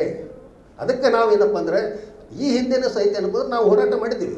ಏನು ಇಲ್ಲಿ ಪರಿಪೂರ್ಣವಾಗಿ ಅಭಿವೃದ್ಧಿ ಆಗಬೇಕಾರಪ್ಪ ಅಂತಾರಪ್ಪ ಅಂದರೆ ಈ ಆಲ್ಮಟ್ಟಿ ಒಂದು ಕ್ರಸ್ಟ್ ಗೇಟ್ ಇರಬೇಕಂತೇಳಿ ಭಾಳಷ್ಟು ಜನ ಹೇಳಿದ್ದಾರೆ. ಏನು RT ನಗರದಲ್ಲಿದ್ದ ಮನೆ ಮಾರಿದರು ಇವರು ವೈಜನಾಥ್ ಪಾಟೀಲ್ರು ಅಂತೇಳಿ. ಅದು ಯಾವ ಸಂದರ್ಭದಲ್ಲಿ ಮಾರಿದರು? ಇದೇ ಕಮರುಲ್ ಇಸ್ಲಾಂ ಅವರಿಗೆ ಮಾರಿದರು. ಈ ಕ್ರಸ್ಟ್ ಗೇಟ್ ಹೋರಾಟ ಆಯಿತು. ಕ್ರಸ್ಟ್ ಗೇಟ್ ಹೋರಾಟಕ್ಕೆ ಏನಪ್ಪ ಅಂತ ದುಡ್ಡಿರಲಿಲ್ಲ ಅಂತೇಳಿ ಮಾರಿದರು. ಆಲ್ಮಟ್ಟಿ ಕ್ರಸ್ಟ್ ಗೇಟು ಇವತ್ತಿಗೂ ಕ್ರಸ್ಟ್ ಗೇಟ್ ಆಗ್ತಾ ಇಲ್ಲ. ಇದೇ ಯಾರು ಶಿವಕುಮಾರ್ ಅವರು, DK ಶಿವಕುಮಾರ್ ಸೆಷನ್ನಲ್ಲಿ ಓಪನ್ ಆಗಿ ಹೇಳ್ತಾ ಇದ್ದಾರೆ. ಏನಂತ ಹೇಳಿದರೆ 30 ಲಕ್ಷ 40 ಲಕ್ಷ ಅಂತ ಹೇಳಿದರೆ ಜಾಸ್ತಿ ಆಯಿತು. ಏನು ಭೂಮಿಯನ್ನು ಏನಪ್ಪ ಅಂದ್ರೆ ನಾವು ಸ್ವಾಧೀನ ಮಾಡ್ಕೊಳ್ಳಿಕ್ಕೆ ಕೋಟಿಗಟ್ಟಲೆ ಕೇಳ್ತಾ ಇದ್ದಾರೆ. ಒಂದೊಂದು ಕೋಟಿ ಕೇಳಿದ್ರೆ ಯಾರು ಕೊಡ್ತಾರೆ ಅಂಥೇಳಿ ಸೆಷನ್ನಲ್ಲಿ ಭಾಷಣ ಮಾಡಿದರು. ಅದೇ DK ಶಿವಕುಮಾರು ಇವರು ಇವತ್ತೇನಪ್ಪ ಮುಖ್ಯಮಂತ್ರಿ ಆಗಿದ್ದಾರೆ. ಬಿಡದಿ ಯೋಜನೆಗೆ 2.5 ಕೋಟಿ ಕೊಡ್ತೀನಿ ಅಂತ ಹೇಳ್ತಾ ಇದ್ದಾರೆ. ಅಂದರೆ ಅಲ್ಲಿಯ ಭೂಮಿಗೆ 2.5 ಕೋಟಿ ಅಂತೆ, ನಮ್ಮ ಭೂಮಿಗೆ 30 ಲಕ್ಷ 40 ಲಕ್ಷ ಅಂತೆ. ಯಾಕೆ ಕೇಳೋರಿಲ್ಲ? ಯಾಕಂದ್ರೆ ಹೌದು ಇಲ್ಲಿ 371J ಅಂತ ಹೆಸರು ತೆಗೆದುಬಿಟ್ಟಿದ್ದಾರೆ. ಯಾಕೆ ಅಂತ ಹೇಳಿದ್ರಪ್ಪ ಅಂದ್ರೆ ಕಲ್ಯಾಣ ಕರ್ನಾಟಕ ಆಗಿಬಿಟ್ಟಿದೆ ಅಂತೇಳಿ. ಕಲ್ಯಾಣ ಆಗಿದೆ ಅಂತ ಹೇಳಿದ್ರಪ್ಪ ಅಂದ್ರೆ ಹಂಗೆ ಹಾಕ್ಕೊಂತ ಹೋಗ್ಬೇಕಂತ ಅದೇ ಭ್ರಮೆಯಲ್ಲಿ ಹೋಗ್ಬೇಕು ಜನ ಅಂತ. ನಾವು ಇತಿಹಾಸದ ಒಂದು ಗುರುತದು ಹೈದರಾಬಾದ್ ಅಂತಕ್ಕಂಥದ್ದು. ಹೈದರಾಬಾದ್ ಕರ್ನಾಟಕ ಅದು ಹಾಗೆ ಇರಬೇಕದು. ಅದನ್ನು ನಾವು ಬಿಡಲ್ಲ. ಯಾಕಂತೇಳಿದ್ರೆ ಸದಾ ನೆನಪಿರ್ಬೇಕು ನಮಗದು. ಅದು ಇಲ್ಲದೆ ಹೋದರೆ ಮರುವಾಗ್ತದೆ. ಇವತ್ತು ಎಷ್ಟು ಜನ ಬರ್ತಾರೆ ಹೋರಾಟಕ್ಕೆ ಅದಲ್ಲ. ಈಗ ಏನಪ್ಪ ಅಂದ್ರೆ ದೊಡ್ಡ ಇಡೀ ನಮ್ಮ 7 ಜಿಲ್ಲೆಯವರು ಕೂತ್ಕೊಂಡು ಸಾವಿರಾರು ಲಕ್ಷಾಂತರ ಜನ ಬಂದು ಇದೇನಪ್ಪ ಅಂದ್ರೆ ಇವತ್ತು ತಿದ್ದುಪಡಿ ಆಯ್ತಂತೇನಲ್ಲ. ಯಾರು ಪ್ರಜ್ಞಾವಂತರಿದ್ದಾರೆ, ಯಾರು ಮುಂದುವರಿದ್ದಾರೆ, ಯಾರು ಏನಪ್ಪ ಅಂದ್ರೆ ಹೋರಾಟಗಾರರಿದ್ದಾರೆ, ಅವ್ರ ಮೂಲಕ ಅದು ಆಗಿದೆ. ಈಗಲೂ ಸಹಿತ ಏನಪ್ಪ ಅಂದರೆ ನಮ್ಮ ಕ್ರಸ್ಟ್ ಗೇಟ್ ಏರಿದ್ರಪ್ಪ ಅಂತ ಹೇಳಿದ್ರೆ ಇವತ್ತು ಇಡೀ ನಮ್ಮ ಭಾಗ ಒಂದು ಹಸಿರಿನ ತೊಟ್ಟಿಲಾಗಿ ಏನಪ್ಪ ಅಂದ್ರೆ ತೂಗ್ತದೆ. ಇವತ್ತೇನು ಎಂಥ ಒಂದು ಶೋಚನೀಯ ಪರಿಸ್ಥಿತಿ ಇದೆ ಅಂತಂದರೆ ಇವತ್ತಿನ ಚಿಂತಕರು ಇವತ್ತಿನ ಎಲ್ಲರೂ ತಿಳ್ಕೋಬೇಕು. ನಮ್ಮ ಭಾಗದಲ್ಲಿರ್ತಕ್ಕಂಥ ನೀರಾವರಿ ಎಷ್ಟಿದೆ ಅಂತಂದರೆ ಓನ್ಲಿ 25%. ಎಲ್ಲ ಟೋಟಲ್ ಎಲ್ಲ ಲ್ಯಾಂಡ್ಸನ್ನು ಲೆಕ್ಕಕ್ಕೆ ತೊಗೊಂಡ್ರೆ ಅದೇ ಪಂಜಾಬ್ಗೆ ಹೋಗ್ರಿ, ಅದೇ ಹರಿಯಾಣಕ್ಕೆ ಹೋಗ್ರಿ, ಅದೇ ಉತ್ತರ ಪ್ರದೇಶಕ್ಕೆ ಹೋಗ್ರಿ. ಪಂಜಾಬ್ನಲ್ಲಂತೂ 98% ಆಗಿದೆ ನೀರಾವರಿ. ಇನ್ನು ತಿಳ್ಕೊಬೇಕು ನಾವು. ಇವತ್ತು 80% ಆಗಿದೆ ಉತ್ತರ ಪ್ರದೇಶದಲ್ಲಿ. ಅವರೆಲ್ಲ ಮಾಡ್ಕೊಂಡಿದ್ದಾರೆ ಹಸಿರು ಕ್ರಾಂತಿ ಅಂತೇಳಿ ಅವಾಗ ಮಾಡಿಕೊಂಡ್ರು. ಇವತ್ತು ನಮಗೆ 25%ನಲ್ಲಿ ನಾವು ಅದೀವಿ. 25%ನಲ್ಲಿ GDP ಅದು ಇದು ಏನೇನೋ ಕಥೆಗಳು ಎಲ್ಲ ಹೇಳಿದ್ರಪ್ಪ ಅಂದ್ರೆ ಅರ್ಥ ಆಗೋದಿಲ್ಲ. ಇವತ್ತು ಭಾಳ ಅಂದ್ರೆ ಏನಪ್ಪ ಅಂದ್ರೆ ನಮ್ಮ ರೈತರ ಪರಿಸ್ಥಿತಿ ದುಸ್ಥಿತಿಯಲ್ಲಿದೆ. ಇವತ್ತಿದೆ ಯಾರು ಅಲ್ಲಿ ರೈತರು ಸಂಕಷ್ಟದಲ್ಲಿ ಬದುಕ್ತಾ ಇದ್ದಾರೆ. ಅವ್ರಿಗೇನಪ್ಪ ಅಂದ್ರೆ 1.5 ಕೋಟಿ 2 ಕೋಟಿ ಕೊಡ್ರಿ ಅಂತ ಹೇಳಿದ್ರಪ್ಪ ಅಂದ್ರೆ ಕೊಡ್ಲಿಕ್ಕೆ ಆಗ್ತಾ ಇಲ್ಲ. ಇದೇ ಇವ್ರು ಏನಪ್ಪ ಅಂದ್ರೆ ಅನ್ಯಾಯ ಮಾಡ್ತಾ ಇದ್ದಾರೆ. ಅವರ ಒಂದು ಹೇಳಿಕೆಗಳನ್ನು ವಿರೋಧಿಸಿ ನಮ್ಮ ರೈತರಿಗಾಗಿ 2.5 ಕೋಟಿ ಕೊಡ್ರಿ ಅಂತೇಳಿ ಕೇಳ್ತಕ್ಕಂಥ ತಾಕತ್ತು ಇವತ್ತು ಪ್ರಿಯಾಂಕ್ ಖರ್ಗೆ ಅವರಿಗಿಲ್ಲ. ಈ ಎಲ್ಲ KKRDB ಇವರು ಅಜಯ್ ಸಿಂಗ್ ಅವರಿಗಂತೂ ಇಲ್ಲವೇ ಇಲ್ಲ. ಅವರು ಆತ್ಮಸಾಕ್ಷಿ ಇದ್ದರಪ್ಪ ಅಂದ್ರೆ ಅಜಯ್ ಸಿಂಗ್ ಅವರು ರಾಜೀನಾಮೆ ಕೊಡಬೇಕು ಅಥವಾ ಏನಪ್ಪ ಅಂದ್ರೆ ಇಲ್ಲೆಲ್ಲ ಚಾರ್ಜಸ್ ಬಂದು ಅಲ್ಲಿ ಇವತ್ತು ಎಷ್ಟೆಲ್ಲ ಒಂದು ಇವು ಬಂದು ಅದನ್ನು ಕೇಳ್ಕೋಬೇಕು. ಅವ್ರು ನಾಳೆ ಪತ್ರಿಕೆಯಲ್ಲಿ ಓದಿ ಅವ್ರು ಬಿಡಬೇಕು ತಮ್ಮ ಸ್ಥಾನ ಅಂತೇಳಿ, ಬೇರೆಯವ್ರಿಗೆ ಕೊಡಬೇಕು ಅಂತ. ಹಾಗೆ ಇವತ್ತು ಏನಪ್ಪ ಅಂದ್ರೆ ಪ್ರಿಯಾಂಕ್ ಖರ್ಗೆ ಅವರು ಇದ್ರ ಬಗ್ಗೆ ಧ್ವನಿ ಎತ್ತಬೇಕು. ಅಲ್ಲೆಲ್ಲ ಗೌರ್ಮೆಂಟ್ನಲ್ಲಿ ಏನು ಮಾಡ್ತಾ ಇದ್ದಾರೆ ಅವರು? ಇಲ್ಲ ಈ ಭಾಗದ್ದು ಅಂತ ಹೇಳ್ತಾರೆ. ಈ ಭಾಗದ್ದು ಎಲ್ಲದರ ಬಗ್ಗೆನೂ ಏನಪ್ಪ ಅಂದ್ರೆ ಓಟ್ ತೊಗೊಳ್ಬೇಕಾದ್ರಪ್ಪ ಅಂದ್ರೆ ಈ ಭಾಗದ ಬಗ್ಗೆ ವಿಚಾರ ಮಾಡ್ತಾರೆ, ಘೋಷಣೆಗಳು ಕೊಡ್ತಾರೆ. 3,000 ಕೋಟಿ ಹಗರಣ ಆಯಿತು ಅಂತ ಹೇಳಿದರು. ಹೌದ್ರಾ? ಆ ಹಗರಣದಲ್ಲಿ ಆ ನಂತರ ಇವ್ರ ಕೈಯಲ್ಲಿ ಅಧಿಕಾರ ಬಂತು. ಮತ್ತು ಏನು ಮಾಡಿದ್ರು ಹಗರಣವನ್ನು? ಏನು ಮಾಡಲಿಕ್ಕಾಗಿಲ್ಲ. ಯಾಕಾಗಿಲ್ಲ ಅಂತಕ್ಕಂಥದ್ದನ್ನು ವಿಚಾರ ಮಾಡಬೇಕು. ಹಾಗಾಗಿ ಇವತ್ತು ಯಾವುದೇ ನಮ್ಮ ಮೇಲ್ದಾಳೆ ಅವರು ಹೇಳ್ತಾ ಇದ್ರು, ಕಾಂಗ್ರೆಸ್ ಇರಲಿ, BJP ಇರಲಿ, JDS ಇರಲಿ, ಇವತ್ತು ಹೈದರಾಬಾದ್ ಕರ್ನಾಟಕ ಅಂತಕ್ಕಂಥದ್ದು ಭಾಳ ಇಂಪಾರ್ಟೆಂಟ್. ಅದು ನಮ್ಮ ಜೀವಾಳ ಆಗಬೇಕು, ನಮ್ಮ ಉಸಿರಾಗಬೇಕು. ಅಂದರೆ ಮಾತ್ರ ಈ ಸಮಿತಿ ಮುಂದುವರಲಿಕ್ಕೆ ಸಾಧ್ಯ ಇದೆ. ಇನ್ನೂ ಒಂದು ಕೊನೆ ಪಾಯಿಂಟ್ ಹೇಳ್ತೀನಿ ನಾನು. ಇವತ್ತು ವೈಜನಾಥ್ ಪಾಟೀಲ್ರವರ ಒಂದು ಮನೇನೇ ಏನಪ್ಪ ಅಂತಾರೆ ಕುಟುಂಬನೇ ಒಂದು ಹೋರಾಟಕ್ಕೆ ಧುಮುಕ್ತು ಅಂತಕ್ಕಂಥದ್ದು ನಾನು ಆಗಲೇ ಹೇಳಿದೆ. ಕ್ರಸ್ಟ್ ಗೇಟ್ ಹೋರಾಟದಲ್ಲಿ ಇವತ್ತು ವಿಕ್ರಮ್ ಪಾಟೀಲ್ರವರು ಇದ್ದರು, ನೋಡಿದೆ ನಾನು. ಅವತ್ತೇ ಯಾರಂತಾರಪ್ಪ ಅಂದರೆ ಎಚ್ ಎಲ್ ನಂಜೇಗೌಡರು, ದೊಡ್ಡ ಹೋರಾಟಗಾರರು, ದೊಡ್ಡ ನೀರಾವರಿ ತಜ್ಞರು. ಅವ್ರು ಕರ್ಕೊಂಡು ಬರೋ ಜವಾಬ್ದಾರಿ ನಾವು ವೈಜನಾಥ್ ಪಾಟೀಲ್ ನನಗೆ ಕೊಟ್ಟಿದ್ರು. ಅವರು ನಾವು ಮಾತಾಡ್ತಾ ಬರಬೇಕಾದ್ರೆ ಅವ್ರು ಹೇಳಿದ್ರು ಒಂದು ಮಾತು ಇವತ್ತಿಗೂ ನೆನಪಿದೆ. ಏನು ಅಂತಂತಂದರೆ, ಕುಷ್ಟಗಿ ಈ ಆಫ್ರಿಕಾದ ನಿಗುರಗಳಿಗೆ ತಮ್ಮಲ್ಲಿ ವಜ್ರ ಅದಾವಂತಲೇ ಗೊತ್ತಿರಲಿಲ್ಲ ಅಂತ. ಬ್ರಿಟಿಷರು ಬಂದು ಅವ್ರನ್ನ ಗುಲಾಮರನ್ನ ಮಾಡಿಕೊಂಡು ಅಲ್ಲಿ ವಜ್ರದ ಗಣಿ ಅದಾವ ತೆಗೀರಿ ಅಂತಂದಮೇಲೆ ವಜ್ರಗಳು ಗೊತ್ತಾಗುವಂಥವ್ರಿಗೆ. ಅಲ್ಲಿವರೆಗೆ ಏನೋ ಇರ್ಬೇಕು ಕೂಡ ಕಾಜು ಗೀಜ್ ಅಂತ ತಿಳ್ಕೊಂಡಿದ್ರಂತೆ. ಹಾಗೆ ನಮ್ಮಲ್ಲಿ ಇವತ್ತು ನಾವು ಇವತ್ತೇನಪ್ಪ ಅಂದರೆ ಅದನ್ನು ತೋರಿಸ್ಕೊಡ್ಬೇಕಾಗಿದೆ. ವೈಜನಾಥ್ ಪಾಟೀಲ್ರವರು ಒಂದು ವಜ್ರ ಅಂತೇಳಿ, ಇಲ್ಲ ಅಂದ್ರಪ್ಪ ಅಂದರೆ ಅರ್ಥ ಆಗೋದಿಲ್ಲ. ಅಷ್ಟೊಂದು ಅಜ್ಞಾನದಲ್ಲಿದ್ದಾರೆ. ವೈಜನಾಥ್ ಪಾಟೀಲ್ರು ಇಂಥ ಯಾವುದೋ ಹೋರಾಟಕ್ಕೆ ಬರ್ರಿ ಅಂತೇಳಿ ರೈತರ ಕರೆಗೆ ಹೋಗ್ರಿ, ಏನು ಕೊಡ್ತೀರಿ ಅಂತ ಕೇಳ್ತಾರೆ ಮತ್ತವ್ರು. ಪಾಪ ಆ ಮಟ್ಟದಲ್ಲಿದ್ದಾರೆ ಅವರು. ಎಷ್ಟು ಕೊಡ್ತೀರಿ ನಮಗಿನ್ನ? ಏನಾದರೂ ಒಂದು ಗಾಡಿ ಗೀಡಿ ಮಾಡಿ ಕೊಡ್ತೀರಾ, ಏನು ಕುಡಿಯೋಕೆ ಕೊಡ್ತೀರೋ, ಏನು ತಿನ್ನಕ್ಕೆ ಕೊಡ್ತೀರೋ ಅಂತ ಕೇಳ್ತಾರೆ. ಹಾಗೆ ಇವತ್ತು ಹೋರಾಟಗಳು ನಿಂತಿಲ್ಲ. ಅವ್ರು ನಮ್ಮೊಬ್ಬರು ಸ್ನೇಹಿತರು ಹೇಳ್ತಾ ಇದ್ರು, ನಾವು ನಿತ್ಯ ಹೋರಾಟ ಮಾಡ್ತಾ ಇದ್ವಿ ಅಂತೇಳಿ. ಹಾಗೆ ನಾವು ಸಹಿತ ಏನಪ್ಪ ಅಂತ ಹೇಳ್ಕೊಂಡು ಹೋರಾಟ ಮಾಡ್ತಾ ಇದ್ವಿ. ಅದರಲ್ಲಿ ಏನಪ್ಪ ಅಂದ್ರೆ ಸುಮ್ಮನೆ ನಿಂತಿಲ್ಲ. ಒಂದು ಕೊಪ್ಪಳ ಲಿಫ್ಟ್ ಇರಿಗೇಷನ್ ಹೋರಾಟದಲ್ಲಿ ನಾನು ಏನಪ್ಪ ಅಂದ್ರೆ ಮುಂದಾಳತ್ವ ವಹಿಸಿದ್ದೀನಿ, ಅದು ಆಗ್ತಾ ಇದೆ. ಹಾಗೆ ಅನೇಕರು ಇಲ್ಲಿರ್ತಕ್ಕಂಥವ್ರು ಯಾರು ಸುಮ್ಮನೆ ಕೂತಿಲ್ಲ, ಹೋರಾಟ ಮಾಡ್ತಾ ಇದ್ದಾರೆ. ಆದರೆ ಇವತ್ತು ಅದನ್ನು ಪುನರ್ ಪರಿಶೀಲಿಸಿ ಆತ್ಮಾವಲೋಕನ ಮಾಡಿಕೊಂಡು ಮತ್ತೆ ಹೊಸ ಒಂದು ದೃಷ್ಟಿಕೋನದಿಂದ ಮುನ್ನಡಿಬೇಕಾಗಿದೆ. ಆದರೆ ಹೈದರಾಬಾದ್ ಕರ್ನಾಟಕ ಅಂತಕ್ಕಂಥದ್ದು ಇವತ್ತು ಇಂಜಿನ್ ಆಗಬೇಕು. ಈ ಹಿಂದೆ ಬರ್ತಕ್ಕಂಥವು ಯಾವ ಇದ್ವು ಅಂತ ಏನಪ್ಪ ಅಂದ್ರೆ ಅವು ಕಲ್ಯಾಣ ಕರ್ನಾಟಕ ಅವು ಇವು ಏನಪ್ಪ ಅಂದ್ರೆ ಬೇಕಾದ್ರೆ ಡಬ್ಬೆ ಆಗಿ ಬರಲೇವು. ಅವಕ್ಕೆ ಏನಪ್ಪ ಅಂದ್ರೆ ಅಸ್ತಿತ್ವ ಇಲ್ಲ. ಅವು ಏನಂತ ಅಂದ್ರೆ ಎಲ್ಲೆಲ್ಲಿ ಆ ಕಡೆ ಹೊಳ್ತಾವು ಬರ್ತಿಲ್ಲ. ಅದನ್ನು ಸಹಿತ ನಾವೇನಪ್ಪ ಅಂದ್ರೆ ವಿಚಾರ ಮಾಡಬೇಕು. ಹೈದರಾಬಾದ್ ಕರ್ನಾಟಕ ಏನಪ್ಪ ಅಂದ್ರೆ ನಮ್ಮ ಜೀವ ಉಸಿರಾಗಬೇಕು ಅಂದಾಗ ಮಾತ್ರ ಏನಪ್ಪ ಅಂದ್ರೆ ಒಂದು ಮುನ್ನೇರಲಿಕ್ಕೆ ಸಾಧ್ಯತೆ. ಇವತ್ತು ಅಂಬೇಡ್ಕರ್ ಅವರು ಮೊಮ್ಮಗ ಪ್ರಕಾಶ್ ಅಂಬೇಡ್ಕರ್, ಯಾಕೆ ಅವರಿಗೆ ಆ ಒಂದು ಮಹತ್ವ ಬಂತು? ಇಲ್ಲಿನೂ ಸಹಿತ ಏನಪ್ಪ ಅಂದ್ರೆ ಇವತ್ತೆಲ್ಲ ಇದೆಲ್ಲ ಸಂಘಟನೆ ಮಾಡ್ಬೇಕಂತೇಳಿ ನಾನು ಚರ್ಚೆ ಮಾಡಿದಾಗ ಗೌತಮ್ ಪಾಟೀಲ್ ಅವರು ಏನಪ್ಪ ಅಂದರೆ ಒಂದು ಒಳ್ಳೆಯ ರೀತಿಯಿಂದ ಏನಪ್ಪ ಅಂದ್ರೆ ಸಂಘಟನೆ ಮಾಡಿದರು. ವಿಕ್ರಮ್ ಪಾಟೀಲ್ ಅವರು ಆ ಹಿಂದೆ ಮಾಡ್ತಾಯಿದ್ರು. ಆದರೆ ಇವತ್ತೇನಪ್ಪ ಅಂದ್ರೆ ಏನೇನೋ ಅವ್ರಿಗೆ ಬೇರೆ ಬೇರೆ ಕೆಲಸಗಳಲ್ಲಿ ಬಿಜಿ ಆಗಿದ್ದಾರೆ. ಆದರೆ ಇಡೀ ಅವ್ರ ಕುಟುಂಬ ಏನಿದೆ ಇವತ್ತೇನಪ್ಪ ಅಂದ್ರೆ ಸಮಾಜಕ್ಕಾಗಿ, ವಿಶೇಷವಾಗಿ ಹೈದರಾಬಾದ್ ಕರ್ನಾಟಕಕ್ಕಾಗಿ ಇವತ್ತೇನಪ್ಪ ಅಂದ್ರೆ ತಮ್ಮ ಜೀವನವನ್ನು ಏನಪ್ಪ ಅಂದ್ರೆ ಮುಡುಪಿಡಲಿಕ್ಕೆ, ಒಂದು ಶ್ರಮ ಹಾಕಲಿಕ್ಕೆ, ಸಂಪತ್ತನ್ನು ಇವತ್ತಿಗೂ ಸಹಿತ ಖರ್ಚು ಮಾಡಲಿಕ್ಕೆ ತಯಾರಿದ್ದಾರೆ. ಹಾಗಾಗಿ ಇವತ್ತು ಜನನೂ ನಿರೀಕ್ಷಿಸ್ತಾ ಇದ್ದಾರೆ. ಏನಂತ ಹೇಳಿದ್ರಪ್ಪ ಅಂದ್ರೆ ವೈಜನಾಥ್ ಪಾಟೀಲ್ ಅವರ ರೀತಿಯಲ್ಲಿಯೇ ಅವ್ರ ಮಕ್ಕಳು ಸಹಿತ ನಮ್ಮ ಜೊತೆಗೆ ಇರಲಿ ಅಂತೇಳಿ. ಆದ್ರೂ ಆ ಒಂದು ಒಂದು ಒಂದು ಅಭಿಮಾನ, ಒಂದು ಈ ಒಂದು ಏನಪ್ಪ ಅಂದ್ರೆ ಒಂದು ಭಾವನೆ ನಮ್ಮೆಲ್ಲರಲ್ಲಿ ಇದೆ. ಅದಕ್ಕಾಗಿ ಇವತ್ತು ಗೌತಮ್ ಪಾಟೀಲ್ ಅವರಿಗೆ ನಾವೊಂದು ಹೋರಾಟದ ಒಂದು ಜೆಂಡಾ ಕೊಟ್ಟು ಅವ್ರಿಗೆ ಏನಪ್ಪ ಅಂದ್ರೆ ಒಂದು ಹೆಚ್ಚಿನ ಜವಾಬ್ದಾರಿ ವಹಿಸ್ಬೇಕಂತೇಳಿ ನಾನು ಕೇಳ್ಕೊಳ್ತೀನಿ.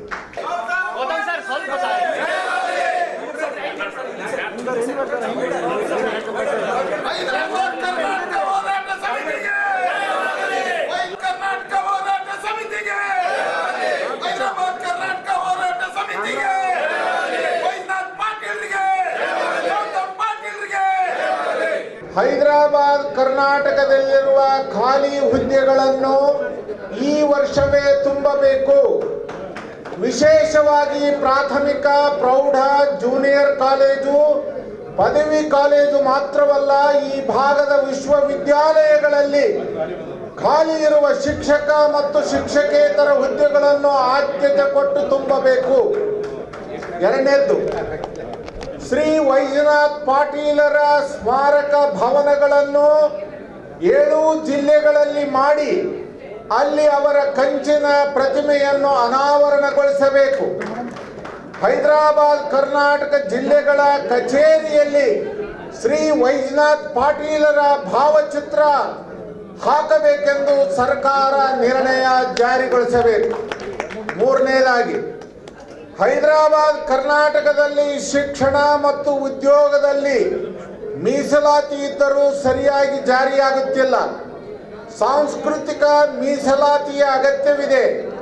ಎಲ್ಲ ಅಕಾಡೆಮಿ ಪ್ರಾಧಿಕಾರಗಳಲ್ಲಿ ಅಧ್ಯಕ್ಷತೆ, ಸದಸ್ಯತ್ವದ ಮೀಸಲಾತಿ ರೂಪಿಸಬೇಕು. ನಮ್ಮ ಭಾಗದ ವಿಶ್ವವಿದ್ಯಾಲಯಗಳಲ್ಲಿ ನಮ್ಮವರೇ ಕುಲಪತಿಗಳಾಗಬೇಕು. ನಿಗಮ, ಮಂಡಳಿ, ಪ್ರಾಧಿಕಾರಗಳಲ್ಲಿ ಪ್ರಾತಿನಿಧ್ಯ ಕಡ್ಡಾಯಗೊಳಿಸಬೇಕು. ರಾಜ್ಯೋತ್ಸವ ಪ್ರಶಸ್ತಿ, ಅಕಾಡೆಮಿಗಳಲ್ಲಿಯೂ ಪ್ರಶಸ್ತಿಯನ್ನು ಖಚಿತಪಡಿಸಬೇಕು. 4, ಈ ಭಾಗದ ಅಪೂರ್ಣಗೊಂಡ ನೀರಾವರಿ ಯೋಜನೆಗಳನ್ನು ಕಾಲಮಿತಿಯಲ್ಲಿ ಪೂರ್ಣಗೊಳಿಸಬೇಕು. ಅತಿ ಹೆಚ್ಚು ಉದ್ಯೋಗ ಸೃಷ್ಟಿಸುವ ಕ್ಷೇತ್ರವಿದು. 5ನೇದ್ದು, ಏಮ್ಸ್ ಎಂಬ ಆರೋಗ್ಯ ಸಂಸ್ಥೆಯನ್ನು ರಾಯಚೂರಿನಲ್ಲಿ ಬೇಗನೆ ಸ್ಥಾಪನೆ ಮಾಡಬೇಕು. 6ನೇದ್ದು, ಸರ್ಕಾರಿ ನೌಕರರಿಗೆ ಮುಂಬಡ್ತಿ ನೀಡುವಲ್ಲಿ ಅನ್ಯಾಯವನ್ನು ತಡೆಗಟ್ಟಬೇಕು. 7ನೇದ್ದು, ಪ್ರಮಾಣ ಪತ್ರ ಅಕ್ರಮ ತಡೆಯಲು ಶಾಶ್ವತ ತನಿಖಾ ತಂಡ SIT ರಚಿಸಬೇಕು. 8, ಪ್ರತ್ಯೇಕ ಸಚಿವಾಲಯ ರಚನೆಗೆ ಅಧಿಕಾರಿಗಳ ಮಂಜೂರಾತಿ ಆಗಿದೆ, ರಚನೆಗೆ ತಕ್ಷಣ ಕ್ರಮ ವಹಿಸಬೇಕು. 9, ಪ್ರತ್ಯೇಕ ನ್ಯಾಯಾಧಿಕರಣ ಸ್ಥಾಪನೆಗೆ ನಿರ್ಣಯವನ್ನು ಸರ್ಕಾರ ಕೈಗೊಳ್ಳಬೇಕು. 10ನೇದು, ಸುಳ್ಳು ವಾಸಸ್ಥಳ ಪ್ರಮಾಣ ಪತ್ರ ಪಡೆದುಕೊಳ್ಳುವವರ ಸಂಖ್ಯೆ ಜಾಸ್ತಿಯಾಗಿದೆ, ಸರ್ಕಾರ ಅದನ್ನು ತಡೆಗಟ್ಟಬೇಕು. 11, ಹೈದರಾಬಾದ್ ಕರ್ನಾಟಕ ಹೋರಾಟ ಸಮಿತಿ ಹಾಗೂ ಇತ್ತೀಚೆಗೆ ರಾಯಚೂರಿನಲ್ಲಿ ಉದ್ಘಾಟನೆಗೊಂಡ ಕಲ್ಯಾಣ ಕರ್ನಾಟಕ ಅಭಿವೃದ್ಧಿ ಸಮಿತಿಗಳು ಕೂಡಿ ಕೆಲಸ ಮಾಡಬೇಕು.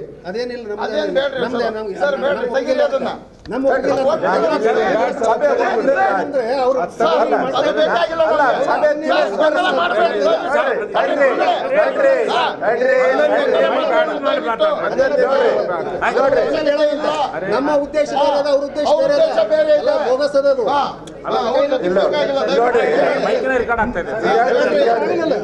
ಏನಾಯ್ತು ಇದು ನೋಡ್ರಿ,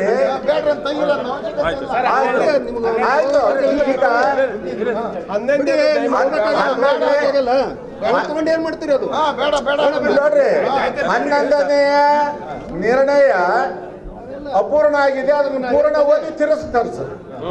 ಹೈದರಾಬಾದ್ ಕರ್ನಾಟಕ ಹೋರಾಟ ಸಮಿತಿ ಹಾಗೂ ಇತ್ತೀಚೆಗೆ ರಾಯಚೂರಿನಲ್ಲಿ ಉದ್ಘಾಟನೆಗೊಂಡ ಕಲ್ಯಾಣ ಕರ್ನಾಟಕ ಅಭಿವೃದ್ಧಿ ಸಮಿತಿಗಳು ಕೂಡಿ ತಡ್ರಿ, ಓದವರಿಗೆನ ಬಿಡ್ರಿ, ಬಿಡಂಗಿಲ್ಲ.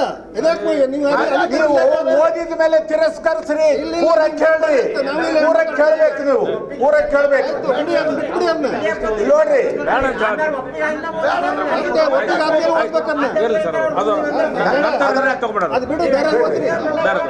12ನೇದ್ದು, 371 ಜೆ ಸರ್ಟಿಫಿಕೇಟ್ಗಾಗಿ 10 ವರ್ಷದವರೆಗೆ ನಮ್ಮ ಭಾಗದಲ್ಲಿ ವಾಸವಾಗಿರಬೇಕೆಂಬ ಕಾಲಮಿತಿ 15 ವರ್ಷಗಳಿಗೆ ಎಂದು ಬದಲಾಯಿಸಬೇಕು. ಇದರಿಂದ ನಮ್ಮ ಭಾಗದವರಿಗೆ ಹೆಚ್ಚಿನ ಅವಕಾಶ ದೊರೆಯುವುದು. ವೈಜನಾಥ್ ಪಾಟೀಲ್ರು ಈ ವಿಚಾರ ಹೇಳಿದ್ರು, ಅಲ್ಲಿ ಮಂಡಿಸುವಾಗ ಬದಲಾಗಿದೆ. 13 ಅಂದರೆ 12, ಉದ್ಯೋಗದಲ್ಲಿ 371 ಜೆ ಅಡಿಯಲ್ಲಿ ಅವಕಾಶ ಇದ್ದರೂ ಸರ್ಕಾರ ಯಾವುದೇ ನೇಮಕಾತಿ ಮಾಡುತ್ತಿಲ್ಲ. ಕಾರಣ 337 ವರ್ಷ ವಯೋಮಿತಿಯನ್ನು 42 ವರ್ಷಕ್ಕೆ ಏರಿಸಬೇಕು. 14 ಅಂದರೆ 13, ಎಲ್ಲ ಬೇಡಿಕೆಗಳನ್ನು ಈಡೇರಿಸಲು ಮುಖ್ಯಮಂತ್ರಿಗಳಿಗೆ ಮನವಿ ಪತ್ರವನ್ನು ತಕ್ಷಣವೇ ಹೋರಾಟ ಸಮಿತಿ ರವಾನಿಸಬೇಕು.